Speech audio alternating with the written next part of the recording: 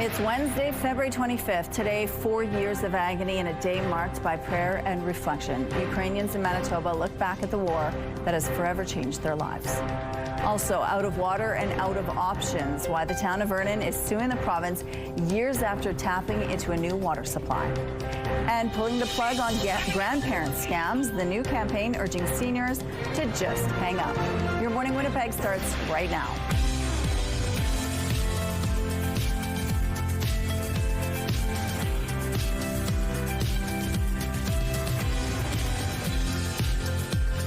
Good morning, Manitoba. Happy Wednesday. Look who's back with us this morning. Terry's back with us. Thank you so much for joining us here on Your Morning Winnipeg. Now, Ainsley McPhail is going to talk about Rossbrook House. They are celebrating a big milestone, 50 years in this community. They've done so much for kids in the inner city, just giving them a place to go after school, helping them with their homework, sometimes helping to feed them. So we're going to find out where they've been in 50 years and where they're going in the next 50 years. But you came back to a cold weather, cold and snowy. And well, I think the snow had pretty much stopped, but it was white everywhere. Yes, I was flying in and it was just this blanket of crisp white snow and some much colder temperatures than perhaps we would like this time of year. We're sitting right now at minus 24. It feels, though, like minus 31, and that's due to a very light wind in place. It's only 7 kilometers per hour out of the west-northwest. The pressure is rising, the humidity sitting at 82%, and it is fairly clear first thing this morning, so you can expect that we'll enjoy at least a little bit of sunshine today. Here's a look right now at the satellite image, and not much going on at this time. However, we can see the clouds building up, but even if you look a little bit further to the west, you can see the gray right along the edge of your screen there, and that's some snow that we could see passing through for later on today. So yes, the clear conditions will only last probably through the morning hours. The cold will last through the day. We're going to remain below seasonal, but we will see some improvements throughout this week. Now, with those clouds moving in, there is the possibility of seeing some flurries tag along with them, likely to be reaching us into the evening, overnight hours, maybe right into tomorrow morning. That system could linger as well, but then eventually it will be moving on out. Some heavier clouds might stick around behind it, but I mentioned a warm-up coming. These temperatures, they're going to swing again, climbing out of the deep freeze, continuing to rise overnight, and for tomorrow and the days beyond that, we've got above seasonal temperatures. Not for long, though. You can see it dipping off again as we're moving into the weekend, but today minus 13 and then closer to the freezing mark, plummeting for the weekend, at least to kick it off, and then slowly starting to ascend again and back up to those much milder temperatures once we're looking on the other side of the weekend. Thank you, Terry. A solemn anniversary was marked yesterday in the war in Ukraine. On February 24th, 4 years ago, Russia launched a full-scale invasion. And the years of war since have left more than 1 million dead and millions more displaced around the world. CTV's Danton Unger reports on how Ukrainians who now call Manitoba home are marking the grim milestone. Hands folded, head bowed, Vasilina Kobatok prays for her home. I'm praying for peace in Ukraine. This is the most important, and to support all those people who are there right now. She fled Ukraine shortly after Russia launched its full-scale invasion on February 24th, 2022. 4 years later, the war continues. And on Tuesday, Kobatok was joined by others in Winnipeg's Ukrainian community, marking the grim anniversary with a small prayer service at St. Joseph's Ukrainian Catholic Church. All we must have is faith and hope. There is an end, but when? How? Why? None of us have answers. Joanne Lewandowski, president of the Ukrainian-Canadian Congress in Manitoba, says an estimated 30,000 Ukrainians have come to the province since the war began, and many have found a new home here. Manitoba has welcomed, through their very popular nominee program, and permanent residency is next in their minds. Alexandra Romanenko is among them. Her home in Kharkiv was destroyed 2 years ago, and now she and her husband are building a new life here. I hope we can stay because we're planning family here, we're planning baby here. We want to buy an apartment for us. But always on her mind is the hope that this war will come to an end. It's a hope that was shared by hundreds who rallied in Manitoba Sunday, calling for support in Ukraine's fight. Calls that echoed across the country at similar events, marking the solemn milestone of war. And in the pews of a church, those calls will continue through the quiet but steadfast prayers for peace. Peace and hope We hope that war will end soon and everything will be fine. Danton Unger, CTV News, Winnipeg. A highly precarious situation unfolded on the East Perimeter Highway Tuesday morning. Take a look at this. This is as close as our cameras could get. Mounties closed both directions of the Perimeter Highway. You can see a truck and trailer dangling from a bridge on the perimeter near Fermor Avenue. RCMP say it was the result of a collision that happened shortly after 8 a.m. The driver was taken to hospital as a precaution. Mounties closed the highway so crews could work to get it removed. The Life Saving Society is reminding you to be careful around waterways as the temperatures jump and dip. Remember, it's never safe until it's tested. That's the message being shared ahead of Ice Safety Day on March the 1st. The Life Saving Society of Manitoba says a third of all drownings in Manitoba occur between October and April. Which is really significant when you think about the scope of the whole year. There's a lot of accidents that can happen out on the ice that then lead to drowning. In Manitoba, there are on average 22 fatal drownings each year. Along with avoiding open water and slushy areas, the Life Saving Society recommends planning ahead, not going out alone, and taking a safety kit with ice picks, a whistle, signaling device, and more. It's featuring safety tips and videos on its social media this week. You can also find more information about ice safety on its website. Prime Minister Mark Carney is getting set for another overseas trip, this time traveling to India, Australia, and Japan. Finance Minister François-Philippe Champagne says there are several topics on the agenda. There's a lot of things on the economic front we're going to be talking. Clearly, I've already reached out to my colleague, the finance minister. We know each other for 10 years, so it's just really to look. There's a lot of opportunities also for infrastructure investment. There's a lot of things also with the a number of companies in India. Same thing in Australia, the Maple 8. I mean, it's really, you know, it's the urgency we have to diversify. The trip is set to begin on February 26th, ending March 7th. The Prime Minister's office says the aim is to unlock new opportunities for Canadian workers and businesses and deepen regional ties. And on the delegation list is new Liberal MP Matt Genereux, a former Conservative who crossed the floor last week. Genereux is the third Conservative MP to join the Liberals in as many months. A major nor'easter caused significant travel delays across parts of the Canadian and U.S. East Coast. The storm toppled trees and power lines, damaged buildings, and derailed travel plans in major cities across the Northeast. Hundreds of thousands are still without electricity.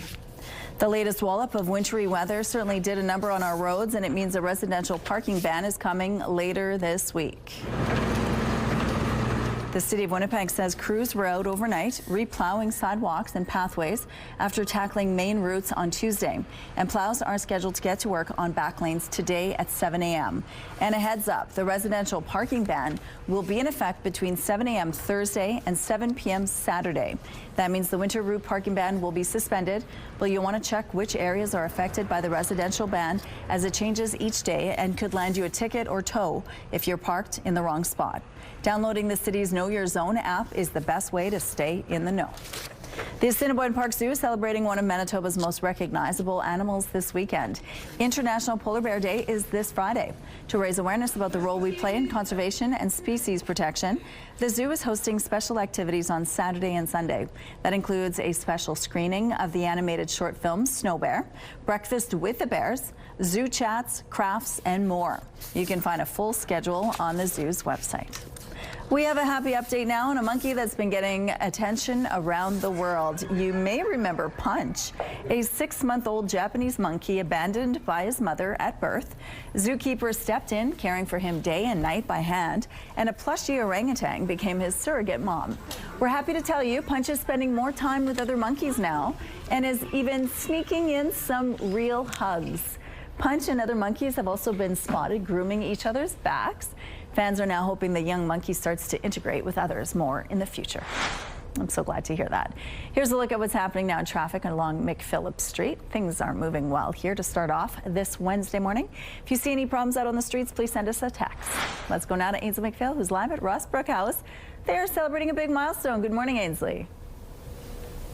50 years, 1976.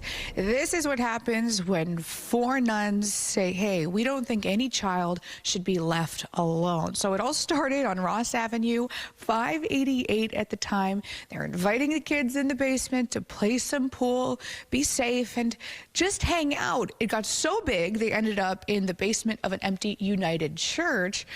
And it rains today, but they see about 1,000 kids annually, up to 80 kids a day. And it truly has expanded over time. Obviously, that's summer programming, but allowing the kids to come in 365 days of the year to ensure that safety.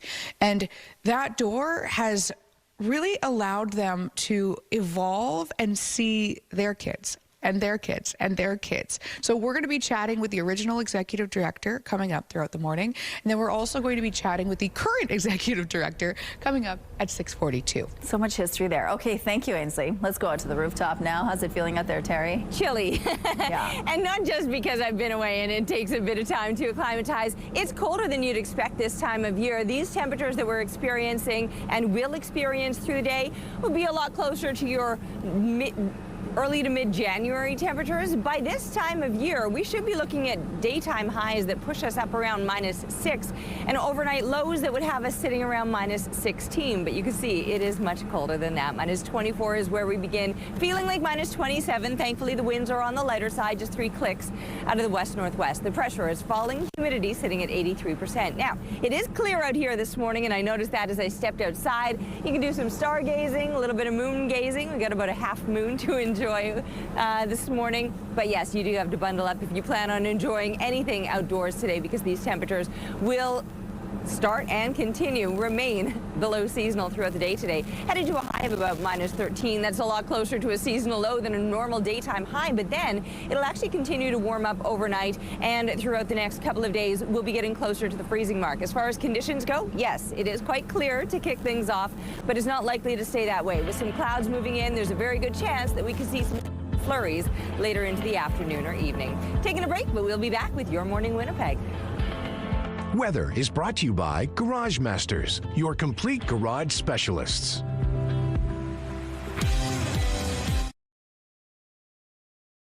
Good morning. For at least the 3rd time this month, a Winnipeg school is closing its doors after allegedly receiving a threat. In online statements, Louis Riel School Division says Windsor Park Collegiate closed Tuesday out of an abundance of caution. It says the unspecified threat was specific to that school, and there's no reason to believe any other school may be at risk, meaning classes at all other schools in the division will continue as normal. The division adds, going forward, all the doors at Windsor Park Collegiate will be locked, aside from the ones adjacent to the gym.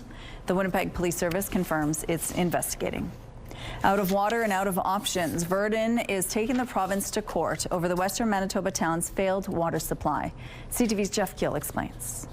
When you think of Verdun, oil is king, but water is on everybody's mind here, and it's now the subject of a legal dispute. We're worried about it, right? Because we don't understand it fully. The town of Verdun has launched a lawsuit against the Manitoba government and a consulting firm over a plan to tap into a new water supply. The claim alleges in 2019, the town entered into an agreement with the Manitoba Water Services Board, a Crown corporation, for a groundwater investigation. The lawsuit says a consultant was retained who issued a report recommending the town draw water from a new location, the Leask Aquifer. The claim says based on that, it agreed to cost share the more than $3 million project with the board. But the town alleges in the fall of 2025, the new system showed signs of distress and failed due to declining water levels in the aquifer. This failure resulted in the town's water supply reaching critically low levels, placing the community at imminent risk of running out of water, states the lawsuit. The town is suing to recoup the costs, alleging the provincial board was negligent in the performance of its duties associated with providing comprehensive management of the project. The province and a representative for the consultant declined comment as the matter is before the courts. None of the allegations have been tested in court. Because of the issues, the town switched back to an old aquifer last October, but a provincial advisory says the water from that source has arsenic levels above national drinking guidelines, so people may want to reduce the amount of water they drink from the tap. Many in the town of 3,000, including Ron Lalonde, are buying bottled water. We're paying like $100 a month right now for bottled water. It's just myself and my wife. In January, the town said work was being done to reduce arsenic levels. At the end of the day, we'd really like to see us be able to at least cook in it. I mean, we're showering in it, and even that makes me nervous. Jeff Keel, CTV News, Virden. In a news release Monday, the town says it's continuing efforts to bring the water supply into compliance with the proper standards. A heads up, if you use some services from Environment and Climate Change Canada on its website, the agency says its weather radio and Hello Weather services will be permanently disconnected on March 16th. Weather radio broadcasts on several frequencies here in Manitoba and offers continuous weather information and severe weather alerts. Hello Weather is a similar service which offers weather reports over the phone. The agency didn't explain why the services are coming to an end, but it comes at a time of steep cuts in federal spending and a reduction in the federal workforce. U.S. President Donald Trump argued his country is winning so much in the longest ever State of the Union address. Our country is winning again. In fact, we're winning so much that we really don't know what to do about it. People are asking me, please, please, please, Mr. President, we're winning too much. We can't take it anymore. We're not used to winning in our country. The speech clocked in at 1 hour and 47 minutes. The president used that time to look back at the first year of his second term. He highlighted his immigration crackdown and spending cuts. He also looked ahead to a possible conflict with Iran, saying his preference is to settle through diplomacy. President Trump pointed out special guests during the speech, including the U.S. men's Olympic hockey team. Virginia Governor Abigail Spanberger gave the Democrats' official response. In his speech tonight, the president did what he always does. He lied, he scapegoated, and he distracted. And he offered no real solutions to our nation's pressing challenges. Democrats showed their opposition throughout President Trump's speech. Some stayed silent as the room cheered. Others wore badges supporting Epstein's survivors and ICE victims. Some lawmakers stayed away altogether, going instead to a counter rally organized by the Democrats. Winnipeg Jets goalie Connor Hellebuck has yet another award to add to his trophy case. It's called the highest civilian honor in our country, the Presidential Medal of Freedom. Hellebuck was lights out for the Americans at the Winter Olympics, especially during Team USA's 2-1 overtime win over Canada in the gold medal game. Hellebuck and his U.S. teammates visited with President Donald Trump at the White House Tuesday afternoon before attending the State of the Union address last evening. Other athletes who have received the Presidential Medal of Freedom include Tiger Woods, Babe Ruth, Michael Jordan, and Muhammad Ali. We have some road closures to remind you about this morning. On Carlton Street, the southbound median and curb lanes will be closed from Ellis to Graham Avenue. On River Avenue, the westbound median and curb lanes will be closed from Mayfair to Clark Street. And the southbound curb lane on Good Street will be closed between St. Mary Avenue and Broadway. If you see any issues out on the streets, please send us a text. Traffic is brought to you by Mr. Lube Plus Tires. Open late, ready when you are. We're looking now through the CTV Live Eye, brought to you by Bathfitter, exclusive home of the PermaFit solution. It's clear this morning. It is cold. You're going to need to bundle up all of the extra layers on. It's feeling like early January. I know we're coming toward the end of February now, but you wouldn't know it based on these temperatures sitting at minus 24 right now here in Winnipeg, with very similar temperatures all throughout southern Manitoba, central Manitoba, even colder yet. We've got minus 29 in Fisher Branch, minus 31 in the Pas, and then moving even further yet, yes, you're sitting in those low minus 30s all throughout northern Manitoba. Looking at the satellite image, we'll get there in a second. First, I suppose we'll go through the wind chill values because they too have a bit of a shock to the system. Minus 42 is what it's feeling like in Churchill. Winds aren't very strong this morning, so some places you're going to notice that wind chill value isn't really far off of where your actual temperature is sitting, but your actual temperature is just cold enough. Now here you can see how clear it is. Just a few clouds beginning to move into this southwestern part of the province. With those clouds comes the possibility of some flurries. You're going to see a little bit of gray right there along this edge of your TV screen. or I guess the edge of our viewing screen. Anyway, as it rolls through, we will be seeing perhaps some flurries passing through into the evening overnight, but over the course of the daytime, sunshine this morning, and then increasing amounts of clouds as the day goes on. Increasing temperatures just not taking us anywhere near what is normal for this time of year. Getting up to about minus 15 through the daytime today, by the time kids are coming home from school, minus 13 will be our expected high today, but that too is well off the mark of seasonal minus 6 normal for this time of year. Now tomorrow and Friday, so finishing off the week with some slightly above seasonal temperatures and a bit of a warm up to come, and then suddenly plummeting. You can see that we're moving into the weekend with some frigid temperatures before they slowly start to rise again and get a little bit milder, slightly more pleasant, close to seasonal for next week. Well, this is little Ringo out for a walk along the Pembina River. Thanks to Michael for the photo, and keep the pictures coming, please, to Winnipeg Weather at CTV.ca. We're taking a break right now, but we'll be back with Your Morning Winnipeg.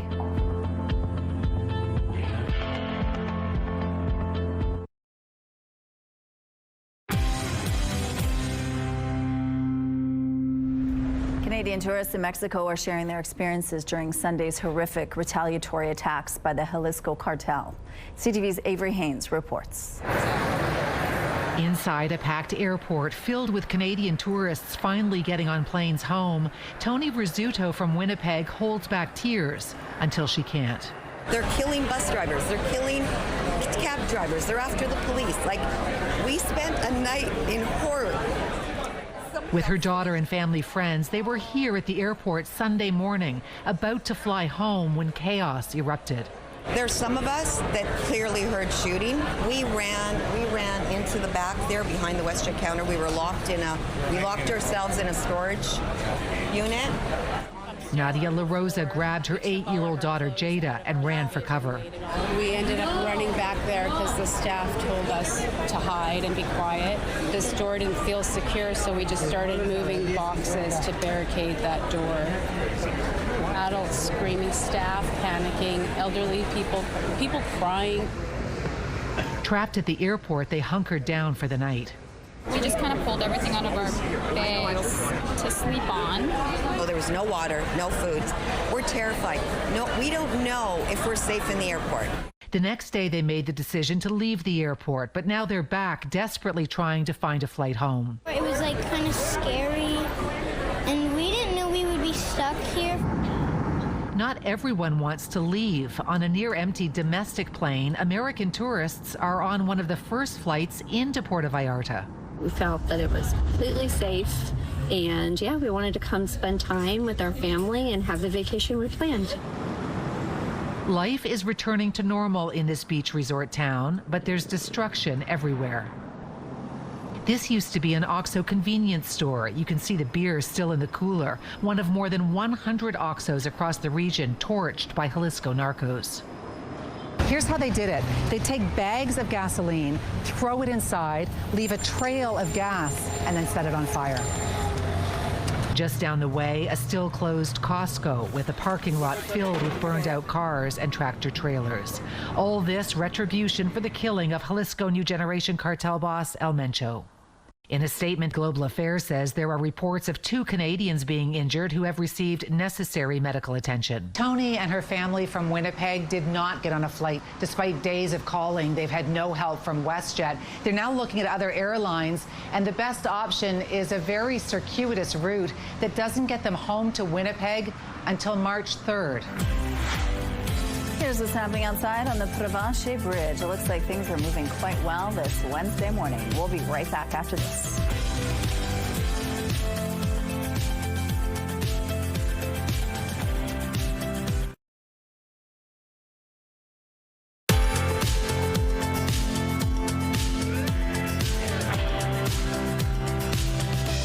Terry's back to this wonderful cold weather. Welcome back, Terry. Thank you. Yes, always a little bit of a rude awakening, and we just covered the story of like travelers trying to get back. I mean, anytime that you have a bit of a winter getaway, it always seems like a little bit of a smackdown to return to the temperatures like this. And then add on top of that the fact that the temperatures that we're experiencing are actually colder than you would expect for this time of year. So for example, sitting at minus 24, if this was early to mid-January, that would be be a normal low. But by this time of year, as we're rolling toward the end of February, minus 16 is what you would expect for those overnight temps. Now, the winds are light out of the west-northwest. They're 3 kilometers per hour. With the pressure falling, the humidity is sitting at 83%. So the conditions are clear. We will enjoy some sunshine today, so at least we'll have that in our favor. But clear often means cold, and we're certainly experiencing that this morning. And that's the case pretty much around the entire province. Just beginning to see a few clouds now building up here in the southwest. Further to the east of us, northwestern Ontario is seeing the clearing in progress, so those clouds are moving off and you'll enjoy some sunshine through the day. And many of us who will enjoy that sunshine this morning will then see the clouds building up throughout the day today. Oh, okay, we're moving into this one. I wasn't expected to do this, but hey, fresh back from holidays, we'll roll with what we got. Churchill, minus 23. It's going to stay a little bit cold. Now, minus 19, mid-minus teens all throughout the rest of northern Manitoba. Yes, for daytime highs, you would expect that your normal temperatures would be maybe in the minus single digits, pushing just barely into the minus double digits, if at all. But these values are going to keep you well below seasonal, and here throughout the south, you can see that's going to be the case as well. But we will get a bit of a warm up in the days ahead. It's just not going to happen today. Today we'll see some clouds building up. Some places might see a little bit of light flurry activity. And then as we're looking further to the east, I mentioned you'll enjoy some sunshine as the clouds are actually clearing out of northwestern Ontario. Now the warm up will come for the next couple of days. Thursday, Friday, looking a lot closer to the freezing mark before we're plummeting again into the start of the weekend with some sunshine back again. That'll look good, and eventually those temperatures will start to look good once we're looking to the other side of the weekend and into the start of next week. The Life Saving Society is reminding you to be careful around waterways as the temperatures jump and dip. Remember, it's never safe until it's tested. That's the message being shared ahead of Ice Safety Day on March the 1st. The Life Saving Society of Manitoba says a third of all drownings in Manitoba occur between October and April. Which is really significant when you think about the scope of the whole year. There's a lot of accidents that can happen out on the ice that then lead to drowning. In Manitoba, there are on average 22 fatal drownings each year. Along with avoiding open water and slushy areas, the Life Saving Society recommends planning ahead, not going out alone, and taking a safety kit with ice picks, a whistle, signaling device, and more. It's featuring safety tips and videos on its social media this week. You can also find more information about ice safety on its website. The province and the Winnipeg Police Service are launching a new campaign to protect older adults from fraud. It's called Just Hang Up. Hello? Grandma, it's me. I'm in trouble. Please don't tell Mom. Oh my God. The campaign puts a spotlight on what's known as a grandparent scam. This is where someone calls a senior and pretends to be a loved one or person of authority. They then create a scenario where the loved one is in trouble and the only way to fix the problem is to send money. The campaign is focused on ensuring older adults are protected both financially and emotionally in case a scam attempt is made. These fraudsters are professionals. They have it all covered. So that's why we feel it's just best to just hang up. Just hang up, deal with it later, verify, and then you'll be safe. According to the Canadian Anti-Fraud Centre, Manitoba adults over 60 lost around $350,000 to these types of scams in 2024. Justice Minister Matt Wiebe says the campaign is also working to remove the stigma of these scams, and he's urging victims to call police if they've been targeted. The government provided $134,000 from the Criminal Property Forfeiture Fund to create this campaign. The latest wallop of wintry weather certainly did a number on our roads, and it means a residential parking ban is coming later this week. The City of Winnipeg says crews were out overnight replowing sidewalks and pathways after tackling main routes on Tuesday. And plows are scheduled to get to work on back lanes today at 7 a.m. And a heads up, the residential parking ban will be in effect between 7 a.m. Thursday and 7 p.m. Saturday. That means the winter route parking ban will be suspended, but you'll want to check which areas are affected by the residential ban as it changes each day and could land you a ticket or tow if you're parked in the wrong spot. Downloading the city's Know Your Zone app is the best way to stay in the know. AI Minister Evan Solomon says he was left disappointed by a meeting with OpenAI officials about its safety policy. Tell us more details about their safety protocols, their escalation thresholds, and how they keep Canadians safe. OpenAI officials were summoned to Ottawa after reports emerged saying the Tumbler Ridge shooter was flagged internally and banned from ChatGPT over troubling posts. That information was not shared with Canadian police until after the shooting. Minister Solomon released a statement after the meeting. It says OpenAI officials didn't show up with any substantial new safety measures, but the company will come back with more concrete proposals. A Montreal father accused of killing his 9-year-old daughter in New York State last summer is asking a judge to toss key evidence ahead of his trial. Luciano Fratolin's daughter, Melina, was the subject of an Amber Alert after he reported her kidnapped in July on their way back to Montreal from New York. The next morning, Melina's body was found in a shallow pond. Fratolin's public defender filed a motion to ask a judge to toss out evidence obtained from a search of his cell phone and statements he made to New York State police troopers. A hearing is scheduled today in a New York State court. His trial is scheduled to begin in April. Fratolin has pleaded not guilty to all charges. Children in Puckatawagan will soon have a new place to lay their heads at night. The Knights of Columbus has partnered with Sleep in Heavenly Peace to build beds for children on the First Nation. 22 beds will begin their journey to the community today. Puckatawagan was chosen because of its isolation and the wildfires that affected the area last summer.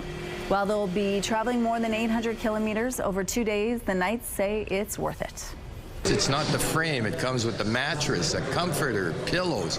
And what do? The first thing, they want to jump on their bed, and they're so happy. You know what? If you've seen the smiles on their faces, it really hits you right in the heart. Members will help assemble the twin beds in the families' homes and train others from Puckatawagan to do the same. The Knights of Columbus are also delivering winter coats and 7 wheelchairs to the community. Here's what's happening now on the Norwood Bridge. It looks like things are slowly picking up in this part of the city, but overall moving quite well. We have no issues to tell you about at this point in the drive. Here's a look at your gas prices. The Canadian average is $1.32. The provincial average is $1.21. In Winnipeg, the average is $1.20, and the lowest price in the city is $1.15. All this information is on GasBuddy.com. Coming up, Ross Brook House is celebrating 50 years. We're going to find out a little bit more about that history. Stay with us.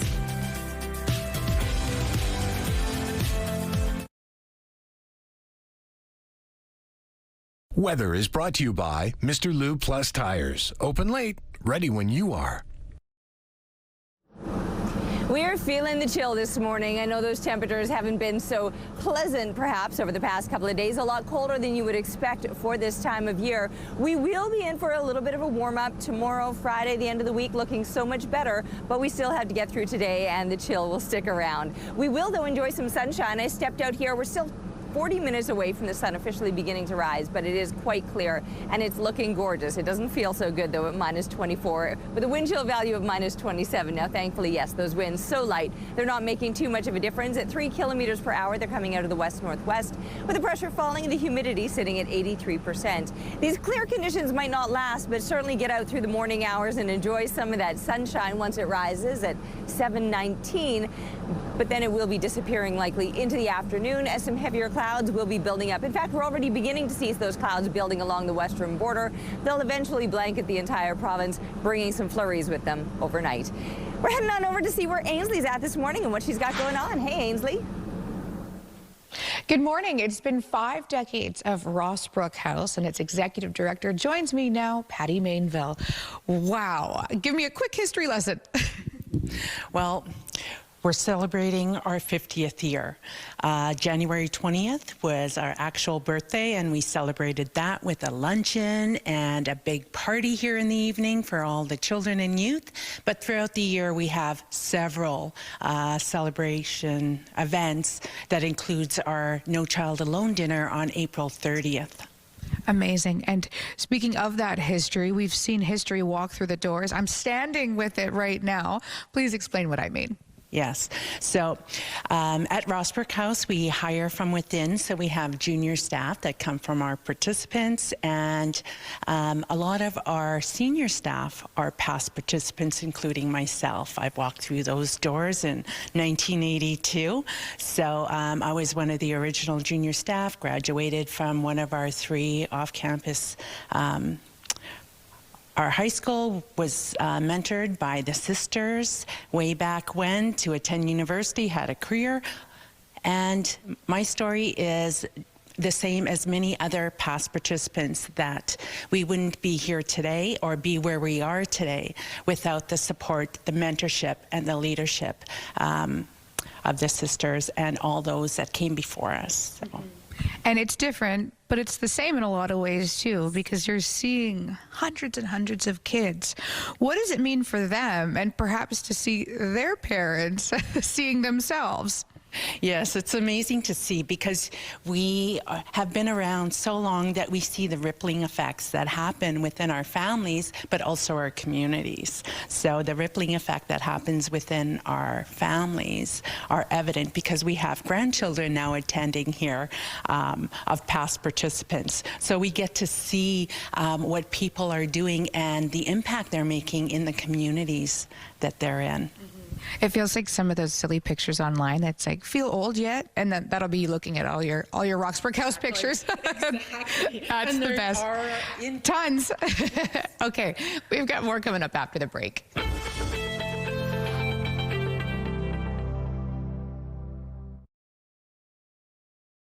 Here's a look at the early markets this morning. The Dow Jones rose 120 points. The Nasdaq gained 91 points. The S&P index is 19 points higher. The Canadian dollar slightly up to 73.1 cents US. Overseas, the Hang Seng increased 175 points, and the Nikkei boosted 1,262 points. Good morning. It is 6:46. The province is warning about new potential measles exposure sites. Manitoba health officials say individuals may have been exposed to the virus in the Children's Hospital Emergency Department between 7:45 p.m. on February 21st and 3 a.m. on February 22nd. The province also identified Morden's Access Event Centre as a possible exposure site on the evening of February 19th. People who visited these locations should monitor for symptoms and ensure they're up to date with the measles vaccine. As of February 14th, there have been 157 confirmed cases of measles in Manitoba so far this year. Manitoba RCMP have arrested a suspect who allegedly stabbed and killed a dog earlier this month on Ebb and Flow First Nation.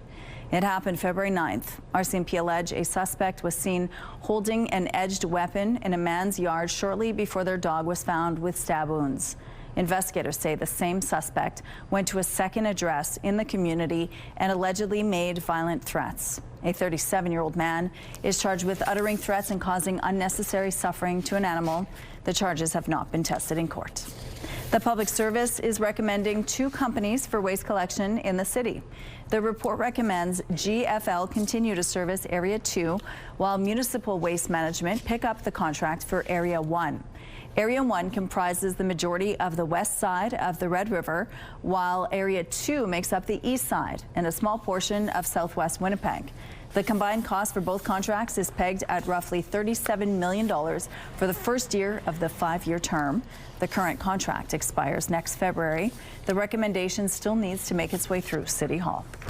Canada is now preparing to send aid to Cuba. The country is now just days away from running out of oil.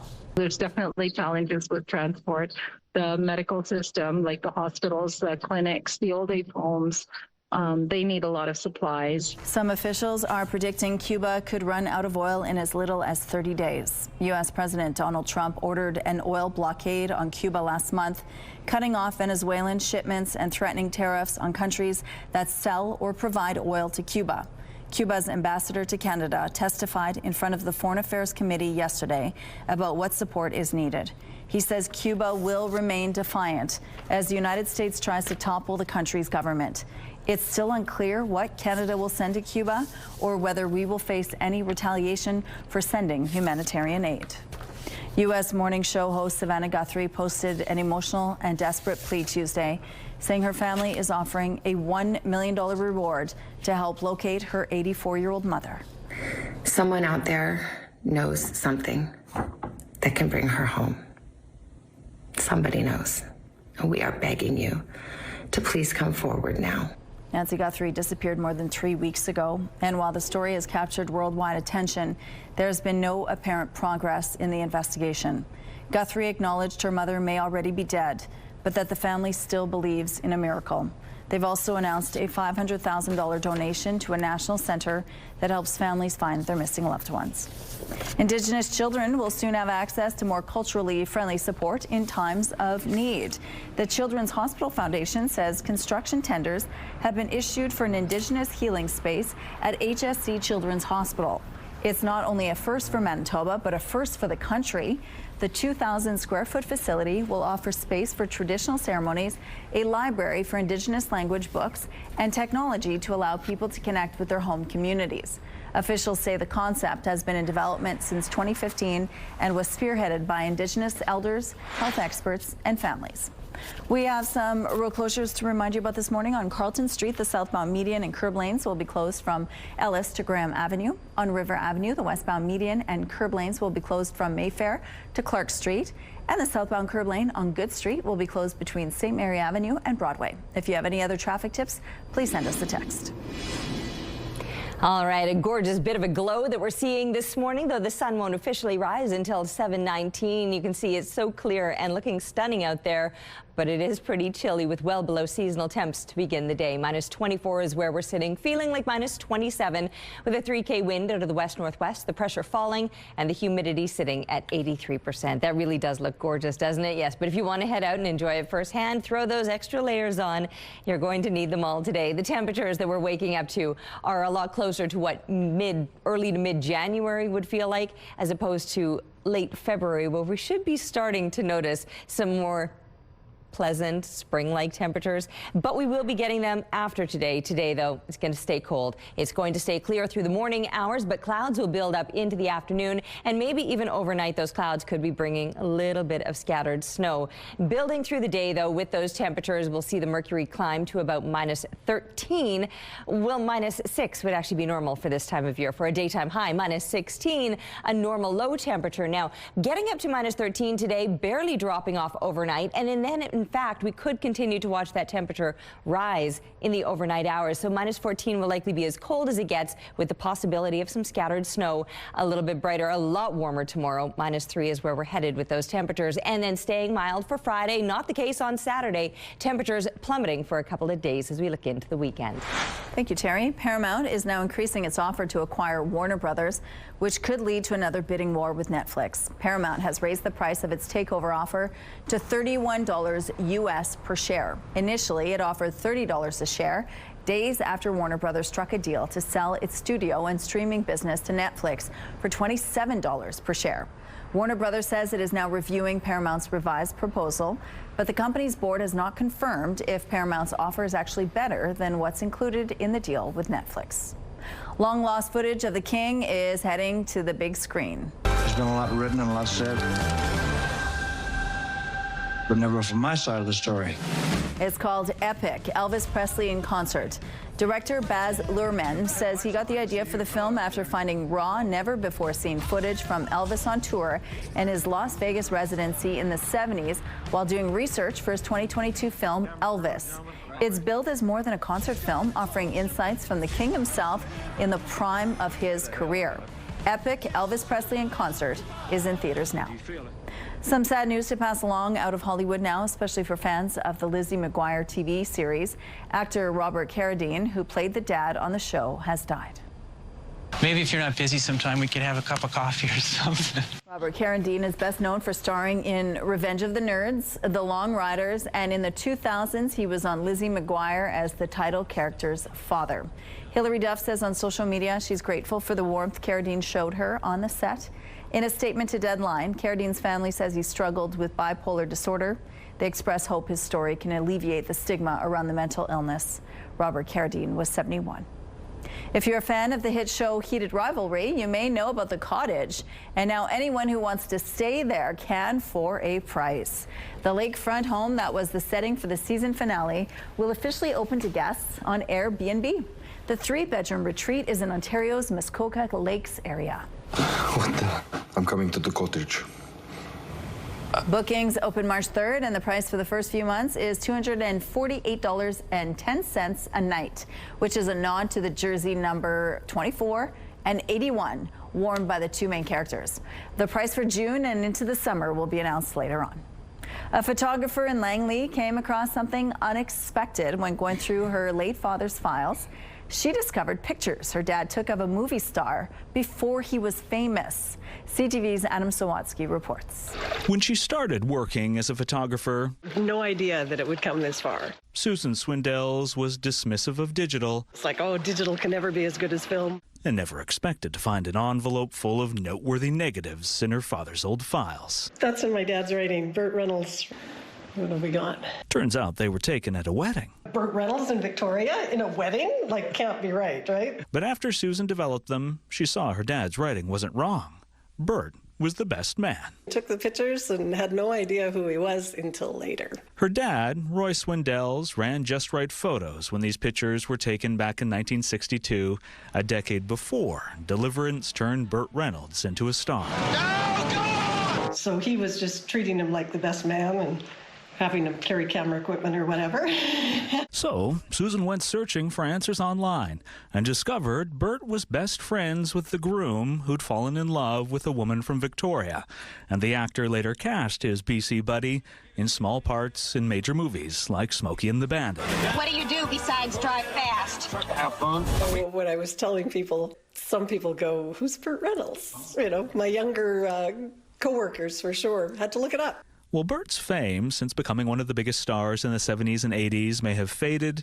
Susan says her love and admiration for the man who took the pictures endures. I mean, my dad's been gone for 20 years now and brings it back to life. So, no matter whether you're taking photos with film or doing it digitally, all my pictures now are done on the phone. Capturing a celebrity is certainly superficially satisfying. Just kind of fun to reminisce about.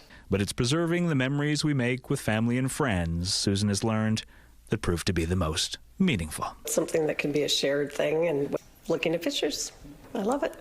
Adam Sawatsky, CTV News, Langley. Okay, we're going to take a break. Look at that gorgeous sky.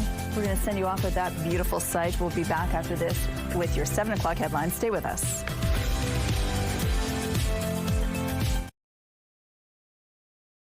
It's Wednesday, February 25th. Today, 4 years of war. How Manitoba's Ukrainian community marks the invasion anniversary with prayer and reflection.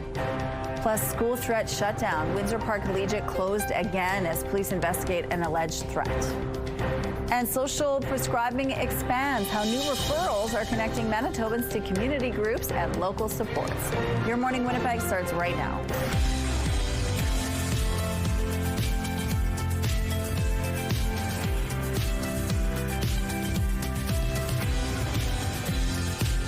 Good morning, Manitoba, at 7 o'clock on your Wednesday. Thank you so much for being with us here on Your Morning Winnipeg. At 7:52, we're going to tell you about a pile of bones that was found in Germany.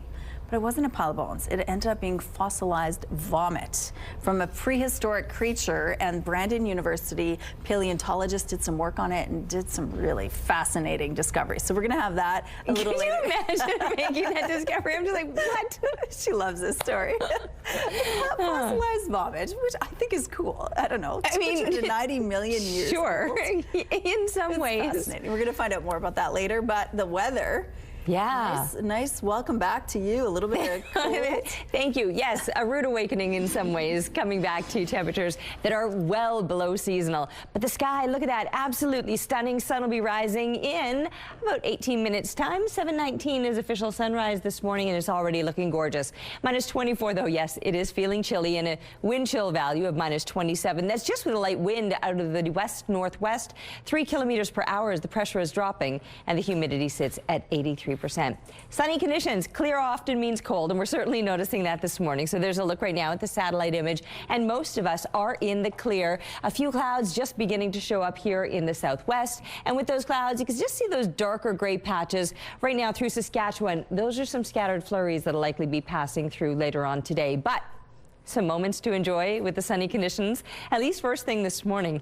And then as these clouds move in, they're likely to bring some of those flurries, and we'll see them into the evening, overnight perhaps, maybe even lingering into tomorrow. The sky should start to clear out somewhat at times, but the temperatures after today will be far more impressive. Today will remain well below seasonal, well below what you would expect for this time of year as we're now moving into the latter part of February. I had to check my calendar, that's the word I'm looking for. Check the calendar because yes, February is wrapping up, but it actually feels more like mid-January with where these temperatures are sitting, -13. That would be closer to a normal high in January, and instead that's what we're going to reach today. But look at tomorrow and Friday, finishing off the work week with much milder temperatures before the mercury plummets for the weekend briefly, and then back up to those more pleasant temperatures looking ahead to next week. It's a brother and sister team that we have to thank for our art today. 6-year-old Dominic and Emilia, 3 years old. Thank you for your lovely snowmen today. Certainly have the fresh snow to get out and play in today. We'd love to see more of your art, so keep the pictures coming, please, to Winnipeg Weather at ctv.ca. The Weather Art of the Day is brought to you by 103.1 Virgin Radio. A solemn anniversary was marked yesterday in the war in Ukraine. On February 24th, 4 years ago, Russia launched a full-scale invasion, and the years of war since have left more than 1 million dead and millions more displaced around the world. CTV's Denton Unger reports on how Ukrainians who now call Manitoba home are marking the grim milestone. Hands folded, head bowed, Vasilina Kobatok prays for her home. I'm praying for peace in Ukraine. This is the most important, and to support all those people who are there right now. She fled Ukraine shortly after Russia launched its full-scale invasion on February 24th, 2022. 4 years later, the war continues. And on Tuesday, Kobatok was joined by others in Winnipeg's Ukrainian community, marking the grim anniversary with a small prayer service at St. Joseph's Ukrainian Catholic Church. All we must have is faith and hope. There is an end, but when? How? Why? None of us have answers. Joanne Lewandowski, president of the Ukrainian-Canadian Congress in Manitoba, says an estimated 30,000 Ukrainians have come to the province since the war began, and many have found a new home here. Manitoba has welcomed, through their very popular nominee program, and permanent residency is next in their minds. Alexandra Romanenko is among them. Her home in Kharkiv was destroyed 2 years ago, and now she and her husband are building a new life here. I hope we can stay because we're planning family here, we're planning baby here. We want to buy an apartment for us. But always on her mind is the hope that this war will come to an end. It's a hope that was shared by hundreds who rallied in Manitoba Sunday, calling for support in Ukraine's fight. Calls that echoed across the country at similar events, marking the solemn milestone of war. And in the pews of a church, those calls will continue through the quiet but steadfast prayers for peace. Peace and hope. We hope that war will end soon and everything will be fine. Danton Unger, CTV News, Winnipeg. A highly precarious situation unfolded on the East Perimeter Highway Tuesday morning. Take a look at this. This is as close as our cameras could get after Mounties closed both directions of the Perimeter Highway. You can see a truck and trailer dangling from a bridge on the perimeter near Fermor Avenue. RCMP say it was the result of a collision that happened shortly after 8 a.m. The driver was taken to hospital as a precaution. Mounties closed the highway so crews could work to get it removed. Puerto Vallarta is slowly getting back to normal, and as many Canadians begin to make their way back home, one family is still stuck, saying they were at the airport when chaos erupted. There's some of us that clearly heard shooting. We ran into the back there behind the WestJet counter. We locked ourselves in a storage unit. The store didn't feel secure, so we just started moving boxes to barricade that door. Adults screaming, staff panicking, elderly people crying. They were supposed to fly back to Winnipeg Sunday, but still haven't been able to find a route home. They say they were trapped inside the airport, not knowing if it was safe and without food and water, and they're still trying to catch a flight home. They say they've been scouring for flights options and that the best they can come up with is a route that won't get them back to Winnipeg until March the 3rd. Our building was damaged, a lot of smoke damage, and everything I'm wearing smells of smoke. It felt very safe, and the locals were all trying to keep it as normal as possible. These passengers are now back home and are sharing what they went through after violence broke out in the streets. This is all linked to the killing of a drug cartel kingpin during a military operation. People say they saw cars being torched and pharmacies and stores being lit on fire. And while some say they were frustrated by the lack of information, others are brushing it off, saying they had a great time. The majority of people returning say despite the chaos, they do plan to visit Puerto Vallarta again one day. Starting today, Canadians arriving in the UK will have to pay and fill out some paperwork. An electronic travel authorization, or ETA, is now mandatory for visitors who don't need a visa to enter. This includes people from countries like Canada, the US, and the European Union. The program was introduced in 2023, but it wasn't strictly enforced. An ETA costs £16, or about $26 Canadian. The application can be done through an app. An application takes minutes to process, but travelers are urged to get it done 3 days before arriving. An ETA is good for 2 years or until your passport expires. The Assiniboine Park Zoo is celebrating one of Manitoba's most recognizable animals this weekend. International Polar Bear Day is this Friday. To raise awareness about the role we play in conservation and species protection, the zoo is hosting special activities on Saturday and Sunday. That includes a special screening of the animated short film Snow Bear, breakfast with the bears, zoo chats, crafts, and more. You can find a full schedule on the zoo's website. Here's a look now what's going on the drive at Confusion Corner. It looks like things have picked up over here, as you can see, but overall moving quite well. We have no issues to tell you about at this point in the drive. The Bank of Montreal topped estimates on stronger than expected performance both at its U.S. operations as it pushes to improve results at the business and at its capital markets unit, which benefited from strong trading. The Toronto-based lender earned $3.48 a share on an adjusted basis in its fiscal first quarter, according to a statement Wednesday, more than analysts' $3.22 average estimate. Now on credit, the Bank of Montreal recorded $746 million in provisions for possible loan losses, less than the $807 million analysts had forecast. A proposed mine in Ontario's Ring of Fire region has cleared another regulatory hurdle despite First Nations protests. The federal government has decided not to designate Wailu's Eagle's Nest project for an impact assessment, which examines the possible environmental, health, social, and economic impacts of a project. Terrence Hubbard, the president of the Impact Assessment Agency of Canada, says there are other means to address concerns about the proposed mining project, including several federal and provincial laws and their corresponding legislative mechanisms. Those are your morning business headlines. For BNN Bloomberg, I'm Roger Peterson. It's been 50 years since Rossbrook House was established, making a real difference in the lives of kids in that neighborhood, Ainsley, and they are celebrating in a big way this year. Good morning. Good morning. 1976, 588 Ross Avenue. And it all started as a place for kids just to simply hang out, maybe play a game of pool. And it appears that in the last 5 decades, not a lot has changed. Well, a lot has changed, whether it's giving a kid a sandwich, whether it's giving them an opportunity that they wouldn't have had otherwise in the summer programming. Throughout the morning, we're going to be chatting with folks who have seen it in these various lenses, including the very first executive director that is coming up at 7:27.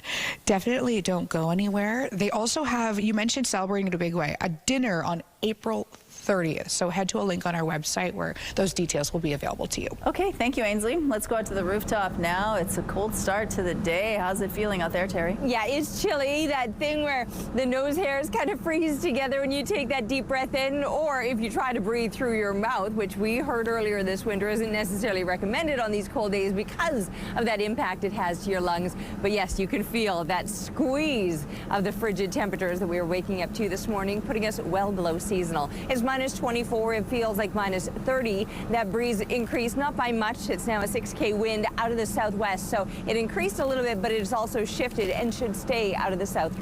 today. The pressure is falling, the humidity sitting at 81%. The sky is looking good. Sun should be up in about 10 minutes time, less than quite likely. 7:19 is official sunrise, and then we'll enjoy it through the morning hours, but maybe not throughout the entire day. With the clouds expected to build, they could bring with them some scattered snow, which we're not likely to see until later into the afternoon or evening time. Those flurries more so in the overnight hours. But the temperatures will remain below seasonal today. However, they're then going to continue to warm up overnight. That'll put us well above seasonal for the next couple of days, wrapping up the work week on a mild note before, brace yourself, those temperatures, they're going to be plummeting again this coming weekend. Weather is brought to you by Strictly Amish, exclusively in Arborg, Manitoba. It's time now for a question of the day. Are you a fan of music and vinyl records? So what memories do records bring back to you? Best albums, good moments, whatever you want to share with us. If you have photos, share those too. You can text your answer to 10400. Make sure to follow the automated instructions so we can feature your response, and don't forget to include your name, please. At Your Morning Winnipeg, we're all about celebrating your amazing pets, furry, feathered, or scaly. Your Pet of the Week submissions are amazing. We want more, whether it's dogs, cats, birds, or any other pet pals. Send them our way. Drop your pet photos and a fun little story about them to petoftheweek@ctv.ca, and then catch us every Thursday to find out if your pet is our Pet of the Week on Your Morning Winnipeg. We're going to take a break here. We'll be back right after this.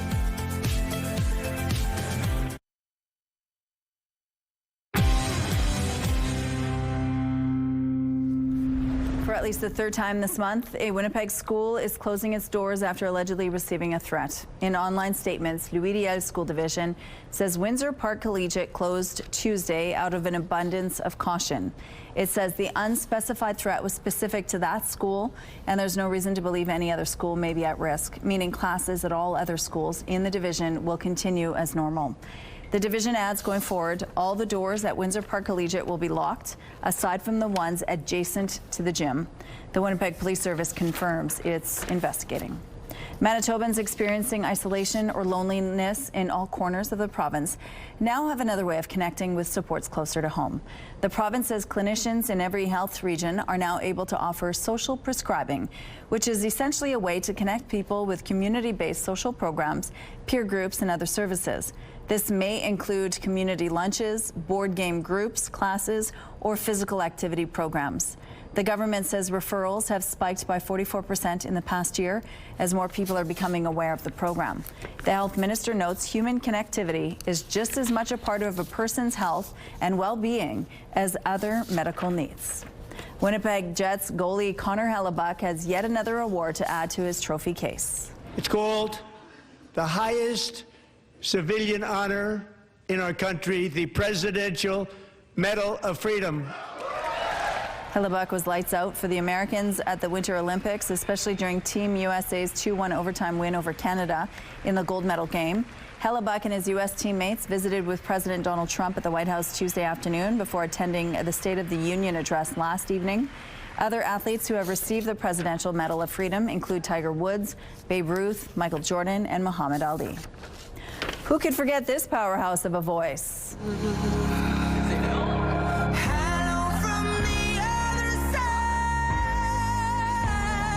The Toronto Zoo shared this video using Adele's famous song, Hello.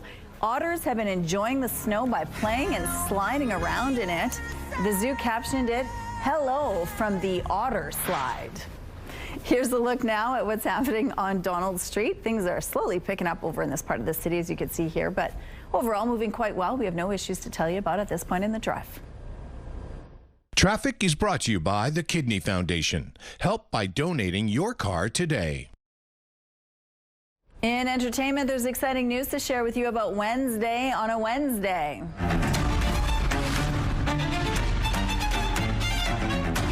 The full cast has been announced for season 3. Jenna Ortega will be back in her role as Wednesday Addams, along with Catherine Zeta-Jones as Morticia.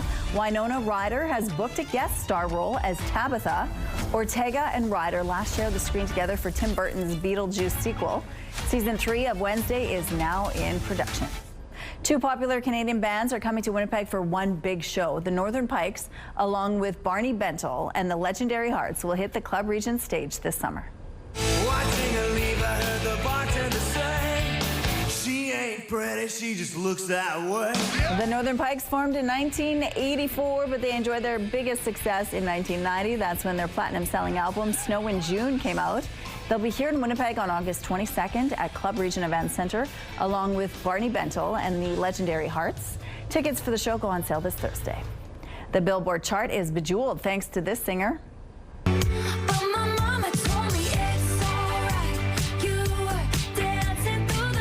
Taylor Swift's song Opalite is shining on the Billboard Hot 100. It's now her 14th #1 track. She's tied with Rihanna for the third most Hot 100s after the Beatles and Mariah Carey. And Tom Hanks has played a lot of real people, from Fred Rogers to Walt Disney, but never a president until now. Hanks is set to play Abraham Lincoln in an adaptation of George Saunders' best-selling novel, Lincoln in the Bardo. He'll also produce the project. It will reportedly combine stop-motion animation and live action. No release date has been set. Coming up tonight on your primetime lineup, The Masked Singer starts at 7. Fear Factor House of Fear is on at 8. And 2 episodes of Scrubs wraps things up at 9 o'clock. It's all right here tonight on CTV. I'm going to have that Taylor song in my head all day now. It's catchy. It sort of gets in there and stays there. Yes, I know what you mean. All right, well, you can take your little song in your head outside for a stroll. Look how gorgeous of a day it is. You don't want to waste it indoors, but if you are headed out, bundle up. We're looking now through the CTV Live Eye, brought to you by Bathfitter, exclusive home of the PermaFit solution. Beautiful sunshine to kick off your day, and we'll likely enjoy that throughout the morning hours into the afternoon. That's when things could change a little bit. Some heavier clouds will be building up.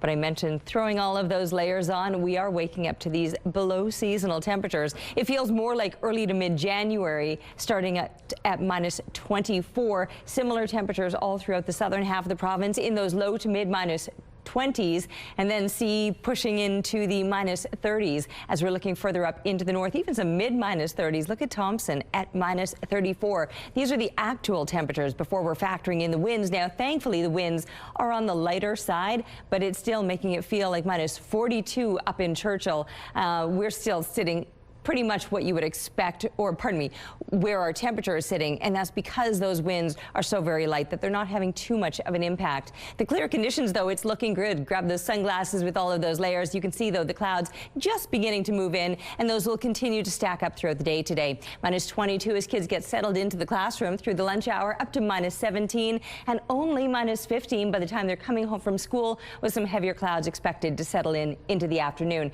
Now, minus 13 is our likely high temperature for today, but it will warm up big time as we're looking through the latter part of the week. Tomorrow and Friday, above seasonal temperatures, minus 6. That's normal for this time of year. The plummet back to the deep freeze, that comes on Saturday, but a slow ascent, and we're back up to those above seasonal temperatures by next week. Little Ringo was out for a stroll in the Pembina River area. Thanks to Michael for this photo, and keep the pictures coming, please, to Winnipeg weather at ctv.ca.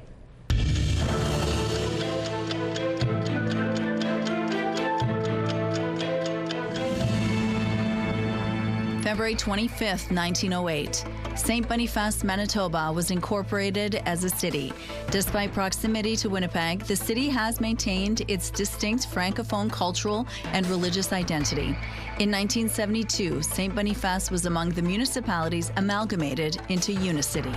February 25th, 1964. In 1964, Cassius Clay, who later changed his name to Muhammad Ali, became world heavyweight boxing champion by defeating Sonny Liston in Miami Beach. Ali was reigning world heavyweight champion 2 more times in his storied career. February 25th, 2022. Johnson & Johnson and distributors AmerisourceBergen, Cardinal Health, and McKesson finalized settlements over their role in the U.S. opioid addiction crisis. The settlements cleared the way for $26 billion U.S. to flow to nearly every state and local government in America, but none of the settlement money would be going directly to victims of opioid addiction or their survivors. Canada faces a balancing act as Ottawa looks to send aid to Cuba. Heather Wright has more on Canada planning to send aid to Cuba amid the U.S. oil blockade, which has caused an energy crisis in the country. Cuba is running on fumes, with some predicting the island nation could run out of oil in as little as 30 days. We go through sometimes 21 hours without electricity. Bisma Khan is a Canadian who runs a nonprofit that brings medical supplies to Cuba. She says fuel is scarce and food prices have gone up since the oil blockade began in January. There's definitely challenges with transport. The medical system, like the hospitals, the clinics, the old age homes, they need a lot of supplies. Canada plans to send supplies to Cuba, though it's not clear what that aid might look like.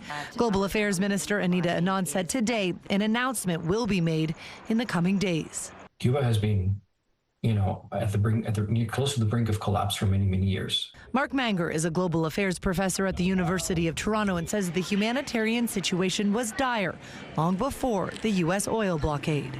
The horrible situation is fully to blame on the Cuban regime, but that doesn't mean that sanctions are an effective policy to topple it. In sending aid to Cuba, Canada faces a balancing act in helping the Cuban people without further inflaming tensions with the United States. This is a Canadian government that came to power on the basis of distancing itself from an administration of the United States that is very coercive. And this is a clear test case for the Canadian government to demonstrate how far it's willing to go. U.S. President Donald Trump has said he would impose tariffs on any country that sends oil to Cuba. And while a White House official speaking on background would not say whether Canada would face any reprisals for sending aid, they did confirm the embargo remains in place with the goal of, quote, holding the Cuban regime accountable. Heather Wright, CTV News, Toronto. Coming up, Ross Brick House is celebrating 50 years this year. We're going to find out what they're doing to celebrate and how you can support them as well. Stay with us. Let's go back now to Ainsley McPhail, who's live at Ross Brick House this morning. They're celebrating 50 years, and they're taking a look back as well in the last 50 years. Good morning. Good morning. I was having a look at some of these hairstyles in the 80s. Wow. You guys had some fun with your teasing comb. Oh, yes, we did. Phil Chiavetta. No doubt. Phil Chiavetta joins us now. He's the former executive director. Take us all the way back in time to when you started. Okay, well, that was back in 1980. And I guess you talked about it. Maybe we had a little bit of different hairstyles in those days. But the same kind of spirit I've always noticed. It's endured at Ross Brick House. It was really a spirit of love for the work. Mm-hmm. What went on throughout these doors? Because they're open 365 now. What did it look like at the time versus what you see today? Okay, well, there's a lot more color and cleanliness, and I know the first time I came into the building, it was on a Saturday morning, and all the old church pews were here, and we used to have people sleeping on those pews, sometimes over and under. It was quite the scene. I know when I first saw it, I was like, wow, what's going on here? But you just learn to love it, and it's grown so much, and so much life has gone through this building. It's incredible that it's 50 years. Mm-hmm. And thousands of children coming through these doors. What has it meant to them at its core? Yeah, I think at its core, when you talk to kids, there's just this sense of family that was here and the connections that they made, and they just talk about the fun that they'd had when they were here. And a lot of those young people became staff at Ross Brick House too. You know, we always hired staff from the young people who came here. And they really want to pass it on to the next generation. And so that's always been part of Ross Brick House. Mm-hmm. Before we're out of time, anything you'd want people to know about this place? Just that it was really built on love and respect for the people in the community at a time when they weren't getting that. And I think that just transformed a lot of lives, and it still does on a daily basis. Mm-hmm. Thank you so much. It's so much more than a drop-in center. If you want to support it yourself, there's a dinner coming up on April 30th. Okay, thank you, Ainsley. And taking a look outside, Terry, it's a cold start to the day, but things are going to change. They will. You're right about that. Maybe not in time for today to be really pleasant. I mean, it looks pleasant out there, don't get me wrong. The sun is shining. clear conditions to kick off your day, and really light winds as well. The winds at the moment are out of the southwest, just 6 kilometers per hour, making minus 24 feel like minus 30. So yes, that's what you're dressing for this morning. The pressure is falling and the humidity is sitting at 81%. So with all of those extra layers, grab the sunglasses as well, because you can see just how clear it is to kick off the morning. However, clouds will be building up throughout the day today, and there you can see them just beginning to show up in this southwestern corner of the province. Now with those clouds, there is also the possibility that they'll bring a little bit of light snow, but not till much later into the day. Throughout the day, we'll likely just see the clouds increasing a little bit, and the temperatures increasing, just nowhere near to what you would expect for this time of year. Minus 6, that would be a normal daytime high. Will likely top out at about minus 13 this afternoon, with the south wind in place up to about 20 kilometers per hour, but for the most part, it'll be a very light breeze expected throughout the day. Now, there could be some flurries coming along with these clouds that'll build up through the day, but our temperature from minus 13 today will barely drop off overnight, and then in fact it might continue to rise before morning, and tomorrow will be a much warmer day, headed to a high of minus 3 with just a few clouds, maybe some lingering flurries into the first part of the morning. But it gets even warmer on Friday, up to minus 1, well above the seasonal minus 6, only for a couple of days, plummeting, dropping right off for the weekend for a day before we're on the rise, still below seasonal Sunday. But for next week, we're looking to be back to above seasonal temperatures, or at least what you would expect this time of year. The province and the Winnipeg Police Service are launching a new campaign to protect older adults from fraud. It's called Just Hang Up. Hello? Grandma, it's me. I'm in trouble. Please don't tell Mom. Oh my gosh. The campaign puts a spotlight on what's known as a grandparent scam. This is where someone calls a senior and pretends to be a loved one or person of authority. They then create a scenario where the loved one is in trouble, and the only way to fix the problem is to send money. The campaign is focused on ensuring older adults are protected both financially and emotionally in case a scam attempt is made. These fraudsters are professionals. They have it all covered. So that's why we feel it's just best to just hang up. Just hang up, deal with it later, verify, and then you'll be safe. According to the Canadian Anti-Fraud Centre, Manitoba adults over 60 lost around $350,000 to these types of scams in 2024. Justice Minister Matt Wiebe says the campaign is also working to remove the stigma of these scams, and he's urging victims to call police if they've been targeted. The government provided $134,000 from the Criminal Property Forfeiture Fund to create this campaign. Manitoba RCMP have arrested a suspect who allegedly stabbed and killed a dog earlier this month on Ebb and Flow First Nation. It happened February 9th. RCMP allege a suspect was seen holding an edged weapon in a man's yard shortly before their dog was found with stab wounds. Investigators say the same suspect went to a second address in the community and allegedly made violent threats. A 37-year-old man is charged with uttering threats and causing unnecessary suffering to an animal. The charges have not been tested in court. A highly precarious situation unfolded on the East Perimeter Highway Tuesday morning. Take a look at this. This is as close as our cameras could get after Mounties closed both directions of the Perimeter Highway. You can see a truck and trailer dangling from a bridge on the perimeter near Fermor Avenue. RCMP say it was the result of a collision that happened shortly after 8 a.m. The driver was taken to hospital as a precaution. Mounties closed the highway so crews could work to get it removed. The province is warning about new potential measles exposure sites. Manitoba health officials say individuals may have been exposed to the virus in the Children's Hospital Emergency Department between 7:45 p.m. on February the 21st and 3 a.m. on February 22nd. The province also identified Morton's Access Events Center as a possible exposure site on the evening of February 19th. People who visited these locations should monitor for symptoms and ensure they're up to date with the measles vaccine. As of February 14th, there have been 157 confirmed cases of measles in Manitoba so far this year. AI Minister Evan Solomon says he was left disappointed by a meeting with OpenAI officials about its safety policy. Tell us more details about their safety protocols, their escalation thresholds, and how they keep Canadians safe. OpenAI officials were summoned to Ottawa after reports emerged saying the Tumblr Ridge shooter was flagged internally and banned from ChatGPT over troubling posts. That information was not shared with Canadian police until after the shooting. Minister Solomon released a statement after the meeting.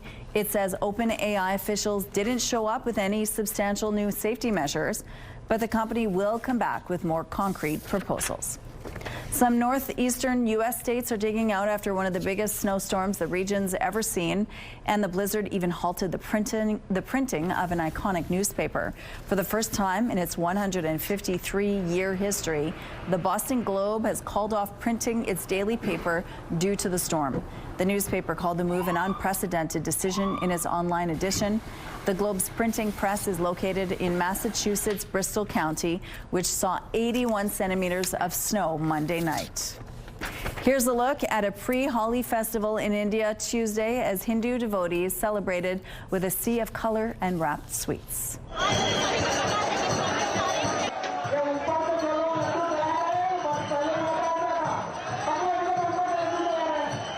Worshippers celebrated what is called Laddu Holi. The festival takes place before Holi, or the Hindu Festival of Colors. This year, Holi will be celebrated on March the 4th. We have some road closures to remind you about this morning. On Carlton Street, the southbound median and curb lanes will be closed from Ellis to Graham Avenue. On River Avenue, the westbound median and curb lanes will be closed from Mayfair to Clark Street. And the southbound curb lane on Good Street will be closed between St. Mary Avenue and Broadway. If you have any other traffic tips, please text them to us. Here's a look now at your gas prices. The Canadian average is $1.32. The provincial average is $1.21. In Winnipeg, the average is $1.20, and the lowest price in Winnipeg is $1.15. All this information is on GasBuddy.com. Right now, we're sitting at minus 24. It feels more like minus 30 with that wind chill, but at least the skies are clear. We'll be back after this break.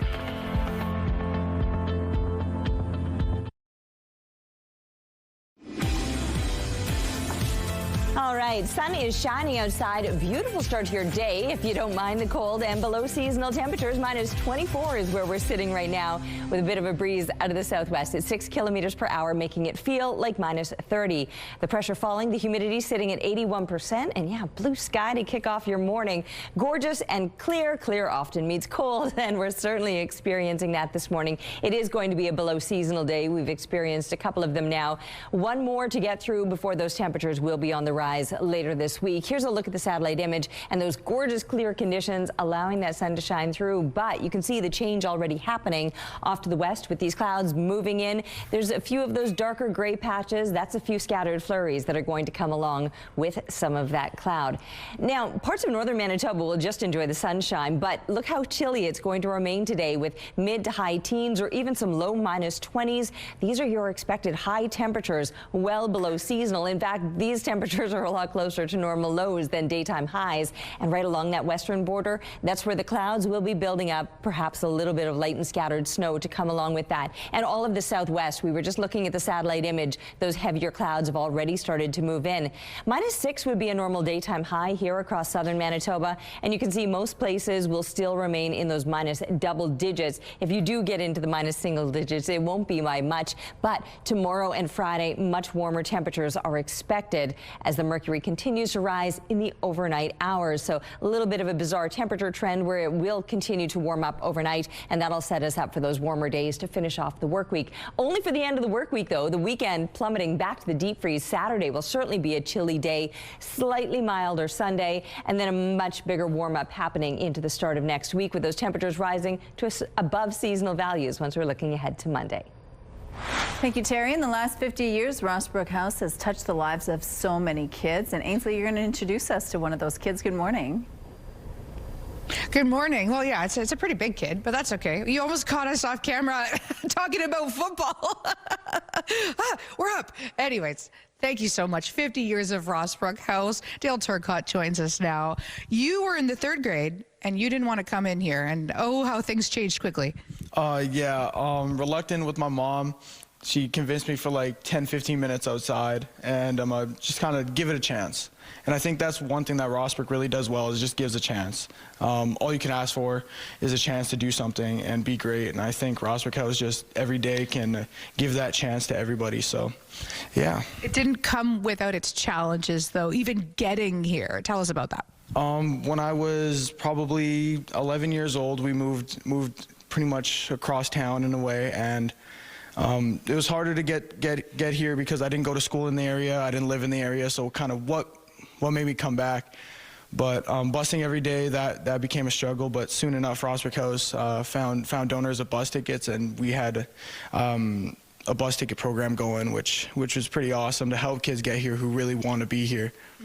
And it wasn't not fun when you were here. What were some of the things you were doing? Various programs, Learning Always, our homework club when I was younger, when I first started out. Made you want to learn, get in there, learn different things, learn how to be a student, and as well get rewarded for it. And then the leadership program, and then soon enough becoming a junior staff. Well, tell me about that, because you're giving back now. I was a junior staff for a couple of years when I was younger, and then I left to pursue some sport dreams. And we're still in the progress of that, but now I'm back as a casual senior staff. So it's really nice being around again, getting to work with the kids. I want to become a teacher when I get older, so kind of just the atmosphere of children and being around and helping and being a role model is just kind of like what I strive for every day, and being here like really allows me to do that. That's amazing. Well, Sport Dreams, he's going to be the lead star in the Royal Winnipeg Ballet. Thank you so much. Rosberg House, man, 50 years. What an incredible milestone. On April 30th, they've got a dinner coming up. Thank you, Ainsley. The cost to take your pet to the vet can be expensive, especially tough if you live on a fixed income. That's why the Alberta Animal Rescue Society held a free seniors pet wellness clinic in Calgary. CTV's Kevin Fleming has more. Georgia Rose is getting looked over by veterinary staff at the Alberta Animal Rescue Society. It's been a while since she had her last checkup. This kind of care is very expensive, and we're just so grateful because the dogs haven't had their shots in a few years because of the finances. Lana Parody is here with her mom Tara, who's having Bella looked at. They're here for ARC's free seniors pet wellness clinic. This is the 4th time it's been offered to people 65 years old and up who are living on a fixed income. The goal here is to provide preventative care, health care to animals for owners that might be struggling financially, or, you know, a lot of things are just very costly these days. So it's just a great way for owners to be able to provide adequate vet care for their pets that they love so much. Amy Corpy says pets are daily companions for many seniors and are an important source of comfort for them. It's really important for us to be able to keep those families together and just help people when they're going through a difficult time so that they're not forced to surrender the animal to a rescue organization. Veterinarian Kian Lund and the 3 other vets here will see 50 seniors' pets at the one-day clinic. Honestly, everyone we meet these clinics are so entirely grateful, which is fascinating. You get a lot of thank yous, a lot of hugs, smiles, which is really rewarding. Maggie is 9 years old and a rescue from California. She's become part of the family for owner John. He's been through a rough time lately and had to put Maggie's care on hold. But after a checkup, she's doing well. Pretty good health. Some dental work needed, but apart from that, pretty good. Agreed? Yes, agreed. Agreed. She's looking great. We'll just get those teeth cleaned up, and otherwise she looks amazing. She looks really good. Kevin Fleming, CTV News, Calgary.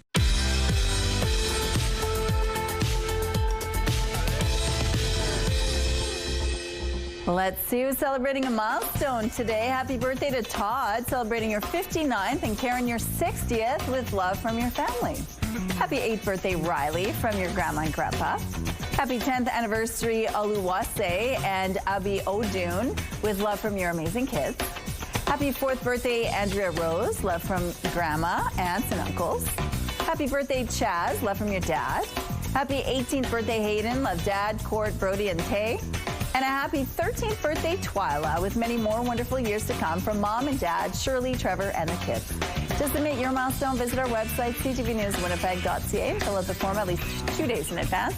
It will also enter you into our monthly contest for a chance to win a $100 gift certificate to Party Stuff.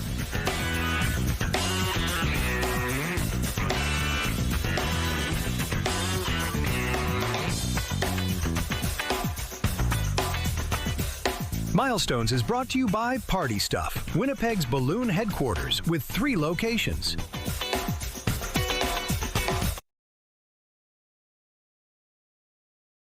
Weather is brought to you by Blinds Are Beautiful. Our new Hunter Douglas showroom is at 900 Lorimer.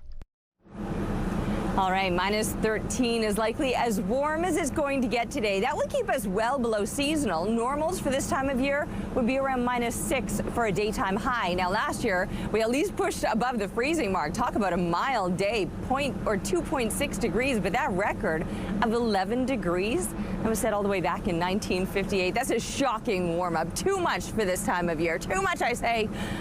But we would perhaps appreciate it being slightly milder than what we're expecting today. The conditions otherwise looking gorgeous. Blue sky and sunshine to kick things off. Minus 24 feels like minus 30 once you're factoring in that breeze 6 kilometers per hour out of the southwest. The pressure falling and the humidity sitting at 80%.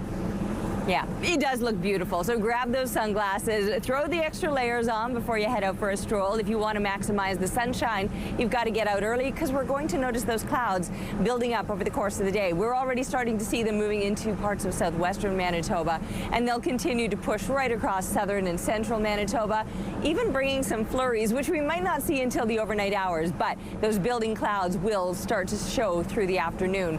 Temperatures today, I mentioned, they're going to remain below seasonal, a high of minus 13, minus 6 being normal. We're going to get beyond those numbers for tomorrow and Friday, so a very mild end to the work week, although we might be seeing a few extra clouds moving in. And enjoy those couple of mild days because it won't last into the weekend. Temperatures will be plummeting and Saturday is going to be cold.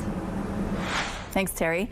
At first, it looked like a cluster of fossilized bones discovered in Germany, but a Brandon paleontologist discovered that's not all it was. It was actually a pile of puke from a prehistoric land creature who vomited about 290 million years ago. Telling us more about this discovery is Brandon University Assistant Professor of Biology, Mark McDougall. Good morning, Mark. Hi. Thanks for joining us. Happy to be here. Tell us a little bit about how this fossil was discovered exactly and where. So this is a fossil from central Germany. So it's from a fossil site that we've been working on there. I've been working on there with colleagues from Germany and elsewhere in Europe. It's called the Bromacher locality, and we've been actively doing digs there for the last several years. And this was one of the fossils that we discovered there. And when you first saw it, what was your first thought, your first impression of it? So when you first see this, you don't usually when we first find a fossil, we only see a little bit of the bone sticking out. So it's not usually immediately obvious what it might be. There might be a few identifiable features, but we didn't know initially that this was vomit until we started taking a closer look at it. And when you did take a closer look, what were you examining and what were you finding exactly? So we looked at the orientation of the bones. The bones in this fossil have a very odd orientation. They're all aligned with each other, so they're all found in the same orientation, which is unusual because usually you would affect if the bones, you would expect them to be a bit scattered, to not really have any ordered pattern to them. But we weren't seeing that. And we also looked at like a chemical analysis of the elements that were in the surrounding rock.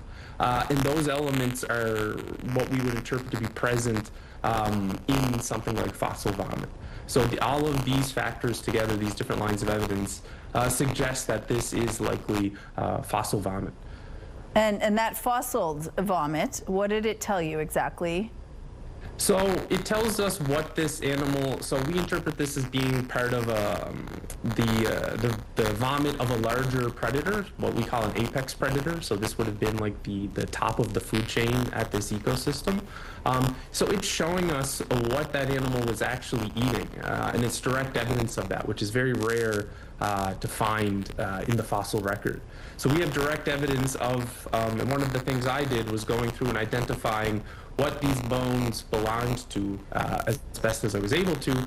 So we know that there was at least 3 different animals in here from this fossil locality that were being eaten by this larger apex predator. So with this creature, this prehistoric creature, does it tell you anything, this vomit, on what it could have been exactly? There's only a few possible candidates. There's only a few animals that we know from this this fossil ecosystem that would have been large enough to have the animals that we're finding in the vomit. There's only a few animals that would be big enough to eat them. The likely candidate is an early mammal ancestor called Dimetrodon. It's often mistaken for a dinosaur, but it's much older. And it has a large sail on its back. So many people might be familiar with that. It's one of the more famous of these early vertebrates from this time period.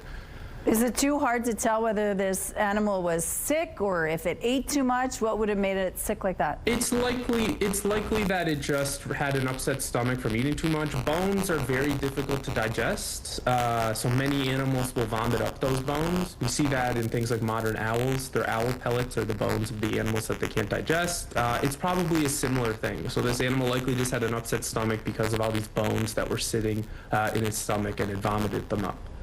It's fascinating. Mark, thank you so much for sharing this with us. We appreciate your time today. Happy to be here. Have a good one. Hey there, welcome inside the Sports Center newsroom. Lindsay Hamilton with your must-see moment from Tuesday. We are heading to New Orleans for this one. It is the Warriors and Pelicans in the first quarter here. Off the steal, Zion Williamson just goes soaring for the Monster Slam. Williamson looking like the vintage Zion on that play. Puts the 7-footer Quentin Post on a poster. And that right there, your must-see moment. Meanwhile, Wednesday on TSN, you can see Tangerine Raptors basketball. The Spurs are visiting Toronto. Pre-game coverage begins 7 Eastern, 4 Pacific. It's all for now from the Sports Center newsroom. Have a wonderful Wednesday.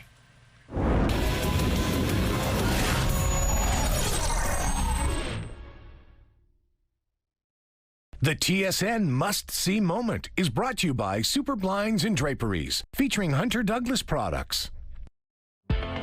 Here's a look at the St. James Bridge. Now things appear to be moving quite well in this part of the city. We're going to take a quick break. We'll be right back.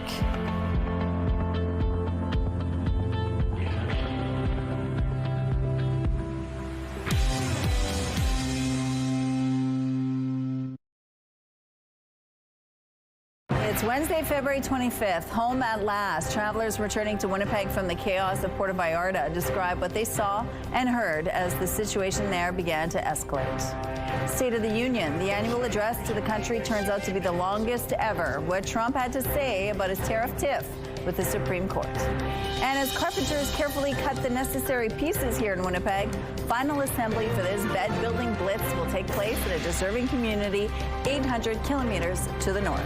Your Morning Winnipeg starts right now.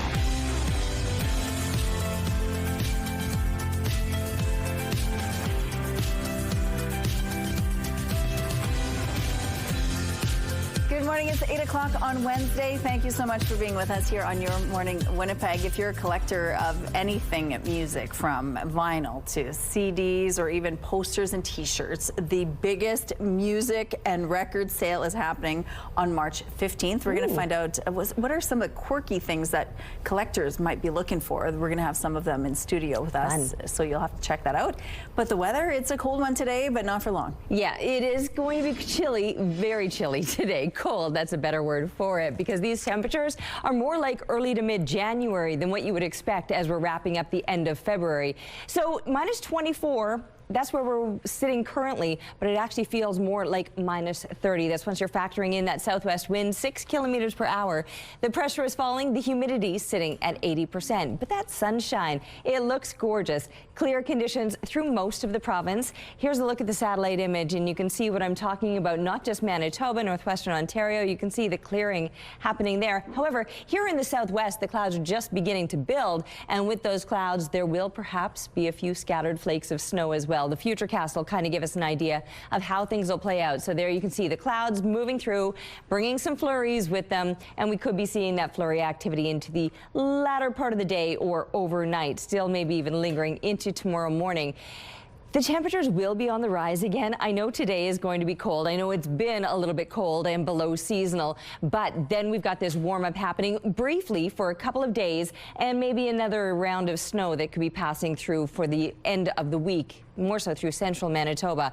By the time the weekend rolls around, our temperatures will be plummeting again, but plummeting? I don't think I said that right. Anyway, minus 13, that's where we're headed for today, and then warming up even more so over the next couple before it drops significantly into the start of the weekend, and a slow ascent will take us back up to those mild temps by Monday. And thank you to, I believe, is a brother and sister team, Dominic and Amelia. Beautiful job coloring these snowmen for us. Keep those pictures coming, please, to Winnipeg Weather at ctv.ca. The weather art of the day is brought to you by 103.1 Virgin Radio. Returning travelers on a flight from Puerto Vallarta touched down in Winnipeg last night. They experienced firsthand some of the chaos and uncertainty that's characterized the past 72 hours in that resort community. One couple was just leaving a bar where they'd been watching the gold medal men's hockey game when the trouble began. Started noticing when we were leaving back to the condo that some things were not quite right. A lot of local people were on their phones. They were hearing the news, and we didn't know what was going on. People were leaving the beaches, and then we heard a loud bang, like a boom, like in the community. Helen Perry and David Moore were just wrapping up a 3.5-week stay in Nuevo Vallarta, about 8 kilometers from Puerto Vallarta, when the violence began. Back at their condo, they surveyed the scene from the roof, seeing multiple explosions in the distance. They say some of their friends are still stuck in the area, with their return flights pushed to the Sunday at the earliest. Also back in Winnipeg as of Tuesday night was Cheryl Thomas, who described the scene at the Puerto Vallarta airport as very packed. There was no place to sit. There was big, huge lineups for food at the airport.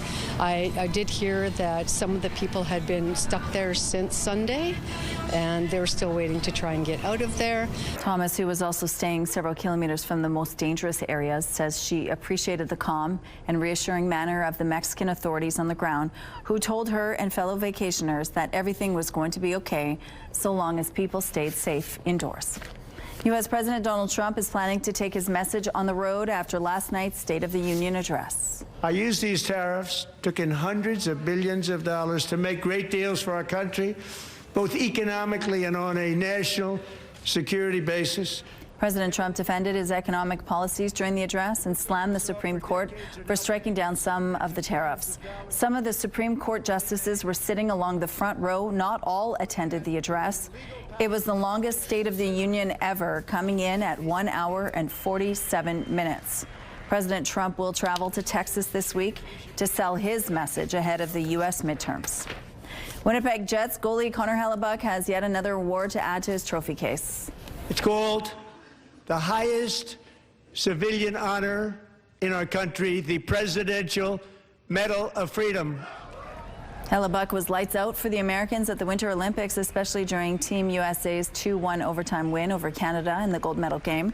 Hellebuck and his U.S. teammates visited with President Donald Trump at the White House Tuesday afternoon before attending the State of the Union address last evening. Children in Puckatawagan will soon have a new place to lay their heads at night. The Knights of Columbus has partnered with Sleep in Heavenly Peace to build beds for children on the First Nation. 22 beds will begin their journey to the community today.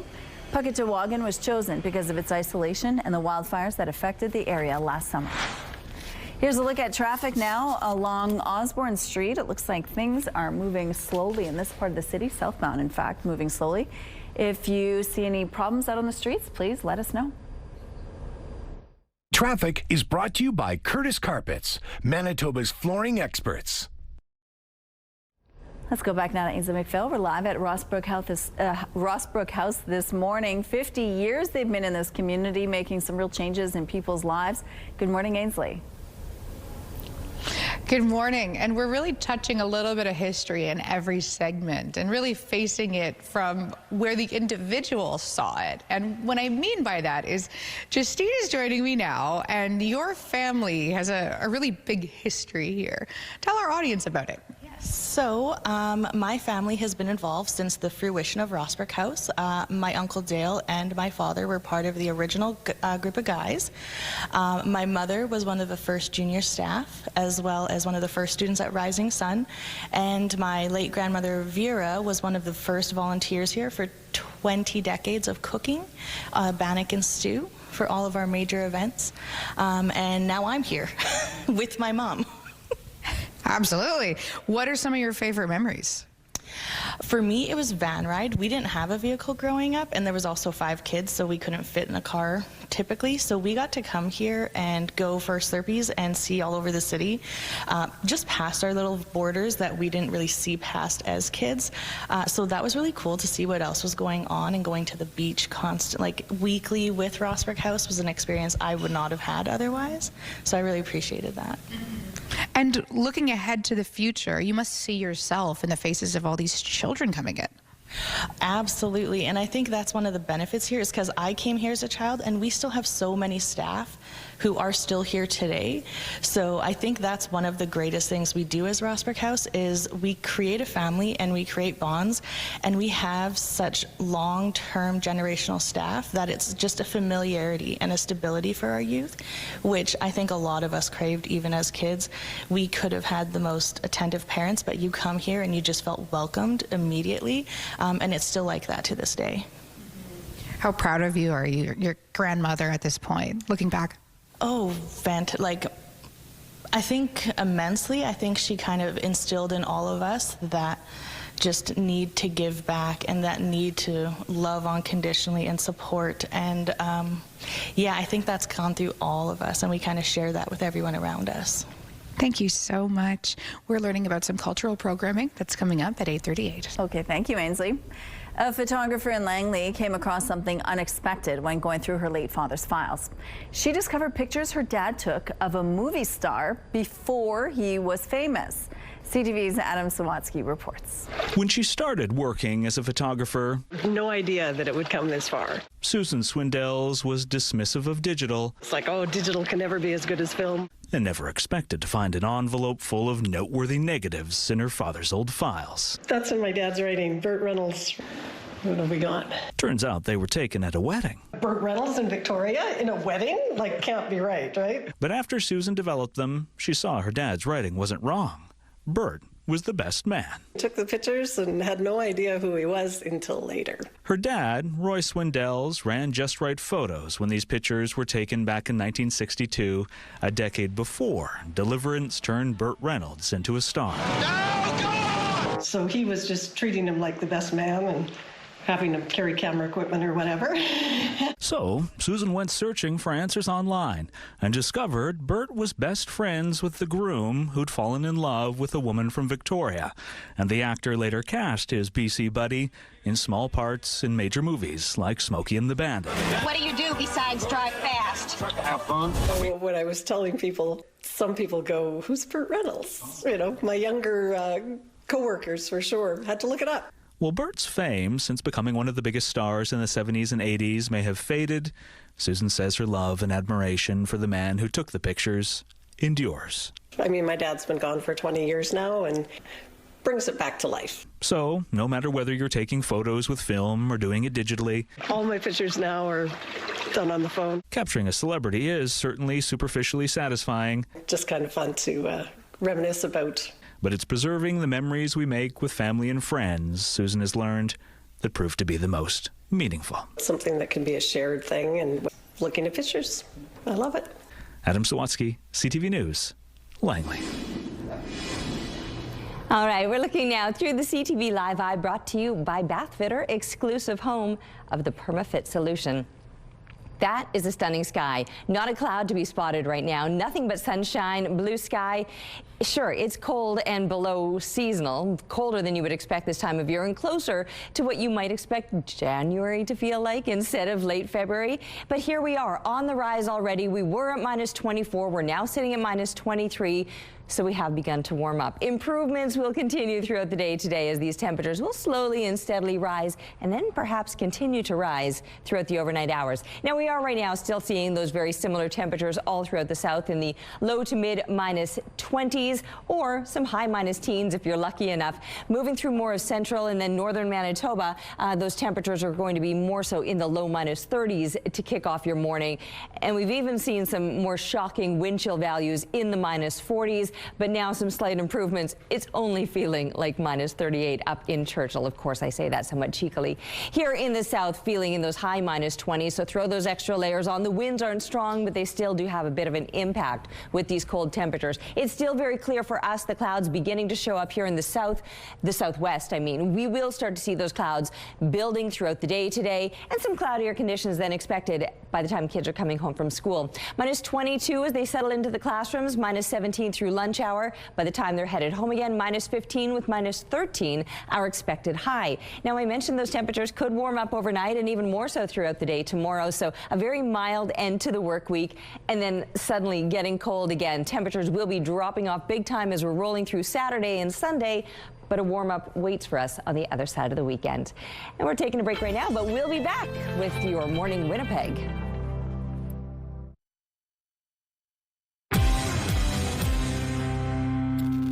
The Bank of Montreal topped estimates on stronger than expected performance both at its U.S. operations as it pushes to improve results at the business and at its capital markets unit, which benefited from strong trading. The Toronto-based lender earned $3.48 a share on an adjusted basis in its fiscal first quarter, according to a statement Wednesday, more than analysts' $3.22 average estimate. Now, on credit, the Bank of Montreal recorded $746 million in provisions for possible loan losses, less than the $807 million analysts had forecast. A proposed mine in Ontario's Ring of Fire region has cleared another regulatory hurdle despite First Nations protests.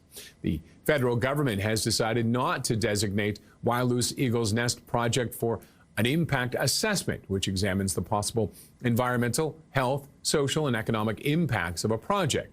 Terrence Hubbard, the president of the Impact Assessment Agency of Canada, says there are other means to address concerns about the proposed mining project, including several federal and provincial laws and their corresponding legislative mechanisms. Those are your morning business headlines. For BNN Bloomberg, I'm Roger Peterson. Plans are underway for a high-speed rail network. The first leg of the project would connect Montreal to Ottawa, but some farmers along the planned route are worried. CTV's Kimberly Johnson explains. Imagine, right, that train comes through here, right, between us and our forest. We wouldn't be able to access our forest anymore. Michael McGilvray is worried a proposed high-speed rail line could come this close to his home and farm and affect his business. We make maple syrup. That means we would probably have to give up that business, right? So that's the impact that this could have. It could literally destroy our one portion of our business. Kirkview Farms sits just south of Van Cleek Hill in Prescott Russell. For decades, the McGilvray family has operated the farm. But if high-speed rail comes to the area, it could bring trains moving up to 300 kilometers per hour through the area multiple times a day. There's a lot of angst. There's a lot of concern in the community. And there's an uncertainty. The other thing is that there's a lot of people still in the community that don't know about this. The proposed route would connect Toronto to Quebec City and move through Prescott Russell between Ottawa and Montreal, sparking concerns from farmers that their land could be appropriated. The community coming together Monday to voice their concerns. These are just a sampling of business people who are concerned about this thing. We could have easily had 200 or 300 here. In a statement, Alto says no route has been selected and that wherever possible, it will follow existing transportation corridors, adding if it needs to acquire land, our strong preference is to prioritize negotiated willing buyer, willing seller agreements. Still, residents and business owners worry about the uncertainty and what the line could mean for local roads, properties, and quality of life. Today we're facing disruption of our businesses. We don't know how to plan or how we can pay our mortgages going forward because we're under a cloud. Kimberly Johnson, CTV News. Canadians are concerned about traveling to Mexico following the deadly events in Puerto Vallarta. CTV's Rahim Lathani looks at airline policies and what passengers are saying. My choice is go to Mexico or lose $10,000. Caroline Forsyth has a Cancun family vacation booked for the end of the week.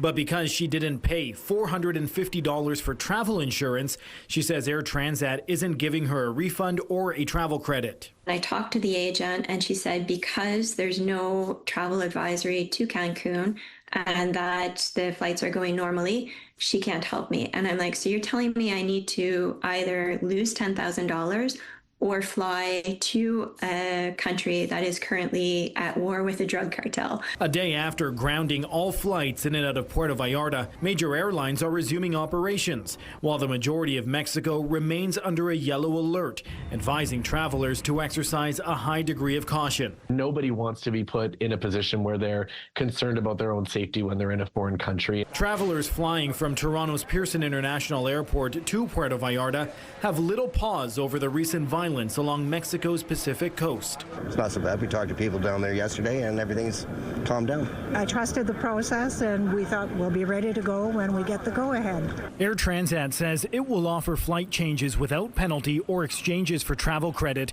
for flights booked until February 28th, but only for Puerto Vallarta and not elsewhere in Mexico, including Cancun. A lot of people book this for March break travel, so it's going to be a very personal decision at the end of the day. While Caroline doesn't feel airlines are doing enough to support customers, her lost money isn't worth the potential danger. It's not a risk I want to put myself, my husband, and my 11-year-old son in. Rahim Ladani, CTV News. All right, blue sky and sunshine. At least it looks good out here. It may not feel so good. I mean, it feels more like early to mid-January. The temperatures that you would expect this time of year would have our overnight lows be around -13 or so, and then those -16, and those daytime highs around -6. We're well off the mark of that, coming in at -23 right now, but feeling more like -29 once you're factoring in the wind. Now, thankfully, the winds are fairly light, and will stay that way today. A 7K breeze out of the south at this time. The sun is looking good. Very few clouds out here right now, but we will notice those clouds increasing through the day. Right now, the pressure is falling and the humidity is sitting at 79%. So with the clouds expected to build, there is the possibility that they bring some light and scattered flurries. Right now, those clouds just beginning to show through southwestern Manitoba, but later on into the day, we can expect them here in the southeast and through central Manitoba. And then, yes, the possibility that they bring some flurries along with them, and we'll notice those later into the day or more so overnight. And then the temperatures actually continue to rise throughout the overnight hours, and that'll set us up for a very mild day both tomorrow and Friday. So finishing off the work week with well above seasonal temperatures, and then all of a sudden a bit of a rude awakening because the mercury plummets again by Saturday. Cold right into the weekend itself, but by the other side, next week, Monday, things are looking mild and above seasonal all over again. Little Ringo out for a walk is looking pretty precious. Thanks to Michael who shared this picture with us. And keep the photos coming, please, to Winnipeg Weather at ctv.ca. We're taking a break, but we'll be back with Your Morning Winnipeg. Weather is brought to you by ABC Fire and Safety, your CO2 refill store.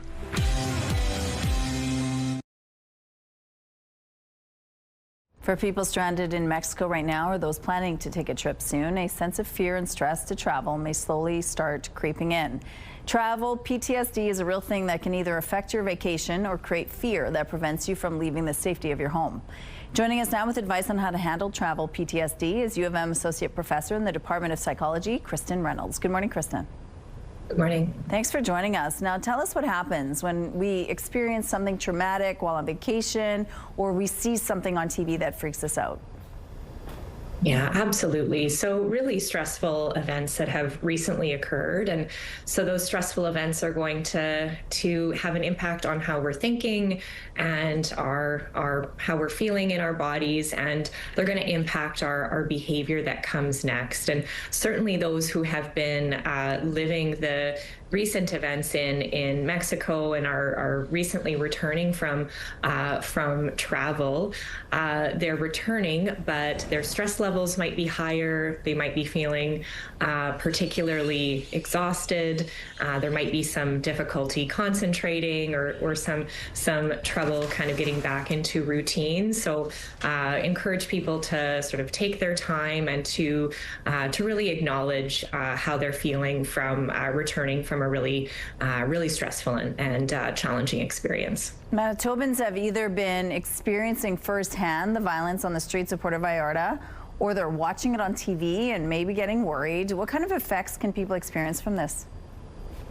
Absolutely. So it can have a lot of effects on us, and most notably, if we notice that we're the type of person who's sort of tuning in and having a hard time detaching from media around Mexico and surrounding events, then kind of acknowledging that maybe it's time to pull back a little bit, seeing if we can catch ourselves if we're if we're scrolling a lot on social media, looking particularly at stressful events, this can have a big impact on again, how we're thinking and feeling. It can drive up those acute stress levels, which can then make us feel perhaps more panicky than usual. It can lead to disruptions in how we're thinking and feeling on a day-to-day life, perhaps feeling more hypervigilant, and getting in the way of our mood and our connection to what's going on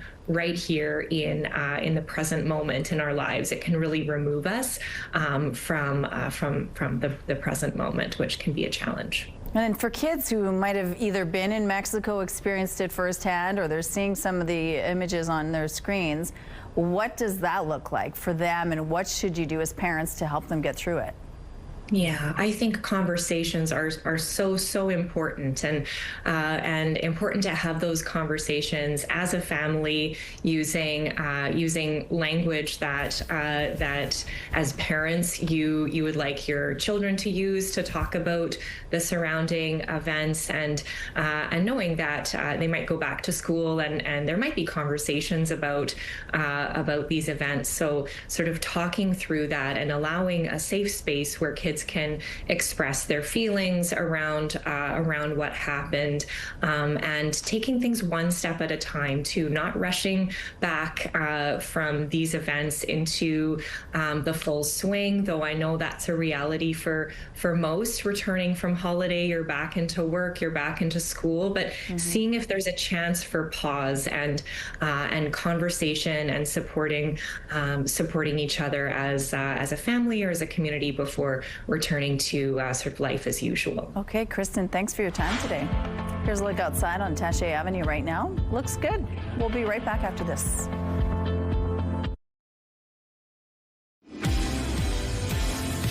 All right, we are sitting at minus 23 right now. That's already an improvement from our colder temperature earlier this morning. We started the show at minus 24, so the warm-up has at least begun.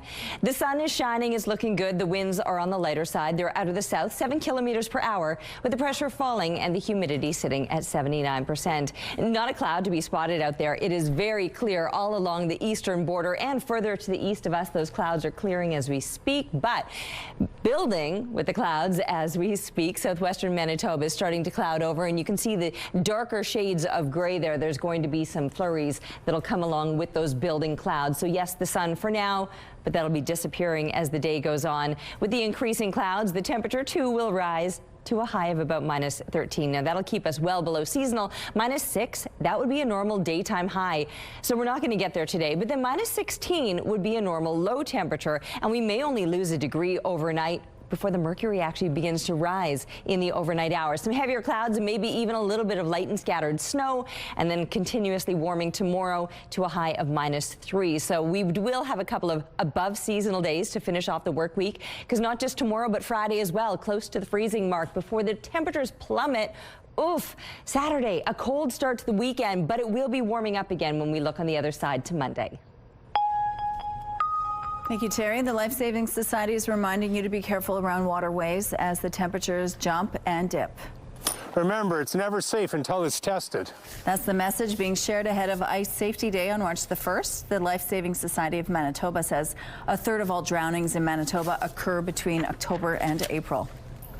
Which is really significant when you think about the scope of the whole year. There's a lot of accidents that can happen out on the ice that then lead to drowning. In Manitoba, there are, on average, 22 fatal drownings each year. Along with avoiding open water and slushy areas, the Life Saving Society recommends planning ahead, not going out alone, and taking a safety kit with ice picks, a whistle, signaling device, and more.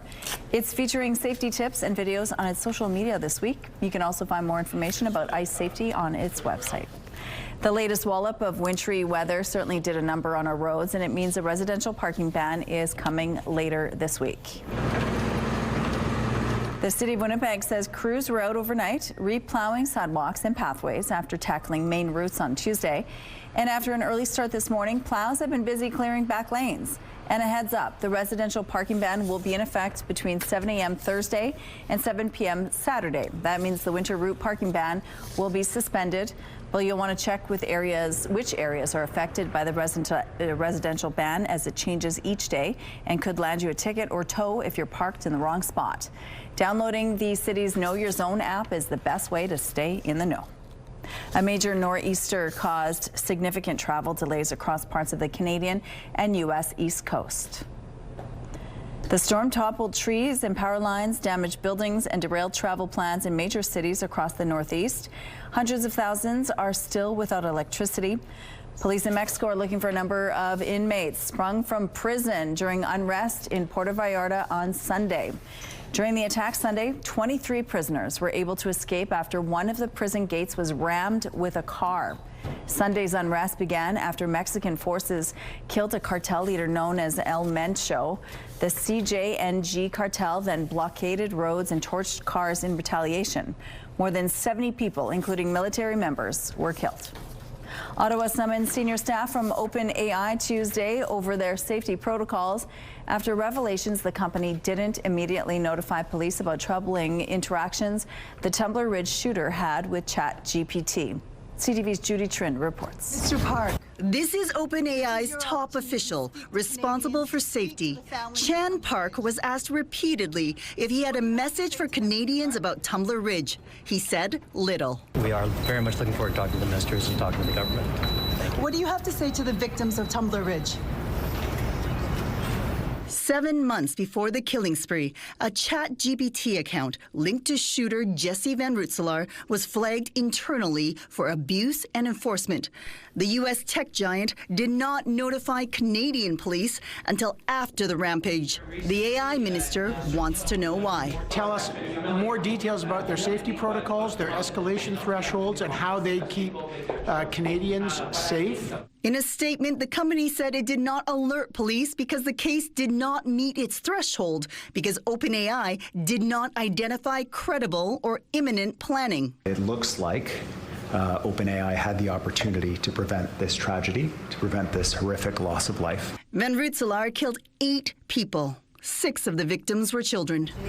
Her boss stayed silent, but an unidentified spokesperson says the company is cooperating with the investigation. We're going to give a briefing to the ministers. We've been fully transparent with law enforcement here in Canada. For AI experts, the killer's use of ChatGPT reinforces the need for strong legislation to rein in the technology. They are barreling forward with the deployment of new tools and features and technologies without properly considering the broader safety implications of their products. And until we force them to do so, that will continue to be the trend. Concerns about OpenAI's safety protocols is coming at a time when the U.S. tech giant is actively lobbying to help the Canadian government create a sovereign artificial intelligence platform. Judy Trin, CTV News, Ottawa. Here's a look at what's happening in traffic now along Portage Avenue. Things have improved quite a bit in this part of the city, moving quite well, in fact. No issues to tell you about. Let's look at your gas prices. The Canadian average is $1.32. The provincial average is $1.21. In Winnipeg, the average is $1.20. And the lowest price in the city is $1.15. All this information is on gasbuddy.com. It's time now for your answers to our question of the day. We wanted to know, what memories do records bring back to you? Craig said, listening to the Beatles, I want to hold your hand on our 45 record player in my parents' basement. Marlene enjoyed going to record stores, and the Fist albums she bought were Bat Out of Hell, Cheap Trick, and Tom Petty. Jason shared being raised by my grandpa, sitting and listening to Johnny Cash records with him. And Tim remembers looking for a majig to push into the center of the 45. Thank you so much for your responses. Let's go back now to Ainsley McPhail, who's telling us all about Rossbrook House and its 50-year anniversary and a big dinner that's coming up as well. Good morning. Good morning. Yeah, that's coming up on April 30th. There's also an annual powwow. We'll get to that in just a moment's time. 50 years, you mentioned, of Rossbrook House. Mitchell is joining me. He's the Indigenous Way of Life Coordinator. What is the Indigenous Way of Life Coordinator? Just coordinate cultural programming and events for the youth. We bring in knowledge keepers and elders to come assist with that programming. And it goes beyond just the programming. It's a lot of this is about identity. Tell us a little bit about that. Yeah, so we want to reconnect them with the elders and knowledge keepers to help build up their identities. So we want to create a base of identity for them that will carry them through life. And what are some of the fun things that they're doing? We've gone medicine picking, ice fishing, we go to powwows, round dances at every chance we get. We have regalia that they can dress in to go to those powwows. It's lots of fun. Why is this so important? Just to reconnect them to their culture. To be able to balance our medicine wheel too. So these ceremonies and these powwows and round dances help balance that. And have you seen improvements in the kids that they're able to connect with their culture and one another and their families? Yes, we have a lot of youth that it'll be their first time going to powwows or first time dancing or first time putting on regalia. So it's really nice. Yeah. Wow, the faces on them must be incredible. Before we go, I do want to know about this annual powwow. June 11th. So on June 11th will be our 47th annual powwow here at Rossbrook House, and it's right across from Rossbrook House in the Freight House Field. Yeah, and I love that too, because it'll encourage parents in the area to come by, know about Rossbrook House, maybe come in, bounce on the castle, and get a snack. 50 years. That dinner I told you about, April 30th. Thank you, Ainsley. Let's go out to the rooftop now. How's it feeling out there, Terry? Still chilly, but it looks so good that if you're properly bundled up and moving, that would be wise as well. You probably won't notice the chill quite so much because the winds are on the lighter side and that sunshine, yeah, it looks incredible. Minus 23 right now, so don't get me wrong, it is still cold and well below what you would expect this time of year when minus 16 is a normal low temperature. And here we are feeling like minus 30 once you're factoring in that breeze, but I mentioned it's light, just 7 clicks out of the south right now. The pressure is falling, humidity sitting at 79%, and yeah, the sky absolutely stunning. Can't see a cloud out here. I can see some heavy exhaust fog just kind of hanging in the area. It doesn't move around so much because the breeze is so light, but yes, blue sky looks good this morning. Temperatures will be slowly rising through the day, but they're not going to make it to a seasonal high of minus 6, instead topping out at about minus 13, but then continuing to warm up overnight. Now, while it's looking so gorgeous and sunny for now, that too will change with some heavier clouds building up. We'll likely see some flurries either later into the day or more so overnight. Tomorrow and Friday, they're actually going to be mild and above seasonal. So a very mild end to the work week before those temperatures plummet for the weekend. We got a cold start to the day on Saturday and remaining below seasonal all weekend long. We're taking a break right now, but we'll be back with Your Morning Winnipeg. Weather is brought to you by Canadian Footwear, helping you find the perfect fit.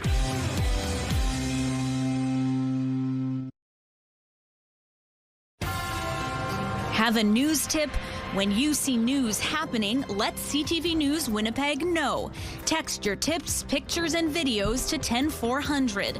That's 10400. Message and data rates may apply. Paramount is now increasing its offer to acquire Warner Brothers, which could lead to another bidding war with Netflix. Paramount has raised the price of its takeover offer to $31 US per share. Initially, it offered $30 a share, days after Warner Brothers struck a deal to sell its studio and streaming business to Netflix for $27 per share. Warner Brothers says it is now reviewing Paramount's revised proposal, but the company's board has not confirmed if Paramount's offer is actually better than what's included in the deal with Netflix. If you're a fan of the hit show Heated Rivalry, you may know about the cottage, and now anyone who wants to stay there can for a price. The lakefront home that was the setting for the season finale will officially open to guests on Airbnb. The 3-bedroom retreat is in Ontario's Muskoka Lakes area. What the? I'm coming to the cottage. Bookings open March 3rd, and the price for the first few months is $248.10 a night, which is a nod to the jersey numbers 24 and 81 worn by the two main characters. The price for June and into the summer will be announced later on. Long-lost footage of the King is heading to the big screen. There's been a lot written and a lot said. but never from my side of the story. It's called Epic, Elvis Presley in Concert. Director Baz Luhrmann says he got the idea for the film after finding raw, never-before-seen footage from Elvis on his tour in his Las Vegas residency in the 70s while doing research for his 2022 film, Elvis. It's billed as more than a concert film, offering insights from the king himself in the prime of his career. Epic, Elvis Presley in Concert is in theaters now. If you're a fan of music and collect t-shirts, vinyl, and even posters, a massive record and music sale is happening next month. It's called the Manitoba Music and Record Sale and will include more than 90 tables filled with music collectibles you can buy. Joining us now to tell us more about this sale are the sale organizer, Mike Quinn, and one of the vendors, Rod Kozak. Good morning to both of you. Good morning. Thanks Good morning. so much for joining us. You brought so many goodies here. I can't wait to get down to them. But let's talk about the sale. What can people expect and what's happening there? You know what? I mean, it's like you say, it's collectibles of music, anything related like that. 90% vinyl. Okay. I mean, you'll find that most of what you're going to find is a lot of records, but you're going to find cassettes, you're going to find memorabilia, you're going to find t-shirts, you're going to find posters, and every genre. I mean, whether you're a fan of like classical music, big band, you know, rock and roll, country, there's something there. It's a community. It's a lot of, you know, a lot of collectors slash, you know, dealers. We all bring our junk there, and it's just a fun day. You call it junk, but it's really it's treasure, isn't it? Yeah, to the heart it really is. But you know, yeah, and you know, the lovely thing is with the young people, you know, grasping at vinyl recently, it's created this whole new generation of people looking at and wanting different things. Okay, and is your shirt going to be there? I don't know. I don't get an opportunity to wear this very often, so I thought, wow, what a perfect morning. Okay, so you brought some stuff here, and some of these are really original pieces, like this AC/DC lunchbox. Yeah. Tell us about this. I mean, it's not one from the 70s. This is probably about 20 years old. It's like a $20 item. It's just kind of a fun thing if you're a big AC/DC fan or you know somebody who's an AC/DC fan. Yeah. It makes a great gift. You get the radios from the 70s, you know, like just on a Groundhog Day with the flip numbers. All this is becoming very collectible, that whole 70s vibe now. But in the back here says 8-track tape player. Oh, this one is radio and 8-track. So there it goes. Side. So you can pop the 8-track, but you will also find at the shows into the side there, yes. That is so cool. Take it to the beach. That would be easy. Okay, and you also have lots of cassettes and CDs. Yep. Are people buying this stuff right now? It's very popular. I mean, the CDs went through a phase, like the records, where nobody wanted, but all of a sudden there's a lot of people who love this format, and the popularity is coming back. And a lot of times you can't find the music you're looking for on vinyl. It was only available on CDs. Right. So for those fans that say like Blue Rodeo, most of their music was released on CD, not vinyl. That's amazing. Okay, Rod, you brought some goodies here. He's a record guy. Brought my little bag of goodies. Okay. I wanted to go through the different types of records that are sold at the show. For example, Supertramp and Styx are big sellers. Oh my. There's regular records of this, but these are audiophile editions. And what happened was when these came out, records were like $4 or5, and these were $25 each. So usually when you get an audio file record, it's in really good shape because somebody's not going to pay $25 and just to wreck it on a little record player, right? Okay. So there's audiophile. There's promotional albums that came out. These are Peter Frampton albums. Okay, so hold them this way so the camera can see them. Yeah, no, this is great. So what would happen is these were sent to radio stations and to record stores and used as promos. Right. So they were on white labels and it says do not sell, not for sale, demonstration copy. But after a couple of years they got out to the public. So these are quite valuable too. So what would you say what's the value on this right now? This would have been like $3 or $4 new in the store. In the day? In the store, in the day. Today. And these were not for sale, so there wasn't a price on them. Right, I guess so. So the average price is probably about $30, $40 for a... Okay, what else you got there? Quadraphonic. Quadraphonic was kind of big in the early to mid 70s. I don't think I even know what that is. 4 speakers, 4 channels. 4 channels. Wow, You only got 2 years, but you still got 4 directions of music. What was nice about this was even though that you would have these albums, they did different mixes on them and they came back and re-recorded some of the stuff. So it's almost like getting a different album. That is so cool. And they'd have a different instrument coming out of each channel. Oh, that's really neat. They were so kind of like full experience. Yeah, they were kind of like I think nowadays you can compare this to 3D TVs. my They were selling big for a while, and then all of a sudden they disappeared. Yeah. Nobody's seen them anymore. Okay, we're almost out of time. Oh, yeah. These are fabulous. Where can people find you when? The show, here we go. This is it coming up. We're March 15th at the Kubota Center. Okay. I don't know if you can see that. And you'll find all kinds of goodies there yeah, as well. the posters This is cool. from inspired by the album. I had Herb Alpert when he was here in October. And his autograph and everything. 90 years old playing trumpet. It was amazing. That's so we cool. thought, All right. why not pay homage to him in the poster? Well, if you want more information on this huge music sale, we have a link on our website. Thanks, guys. Thank you very much. Thanks very much. Oh, you could spend hours looking through all the memorabilia, I'm sure. All right.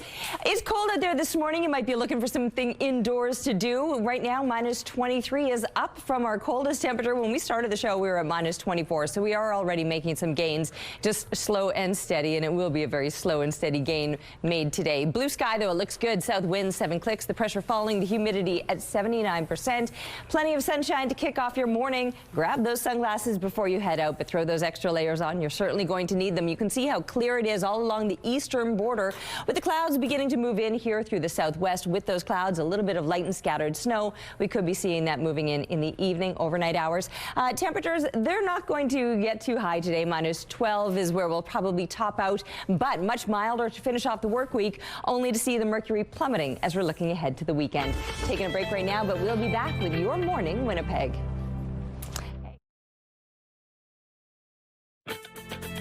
Rooftop arrangements provided by Lacoste Garden Center. Salon services provided by Essentique Spa Salon. All right, before we say goodbye, we're going to show you some fun video. We kick things off with a very talented parent.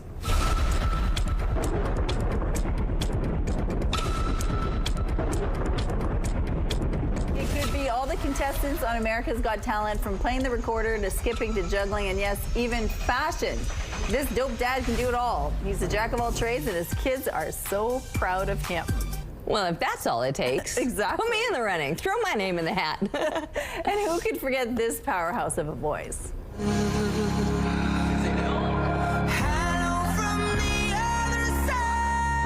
The Toronto Zoo shared this video using Adele's famous song, Hello. Otters have been enjoying the snow by playing and sliding around in it. The zoo captioned it with Hello from the Otter Slide.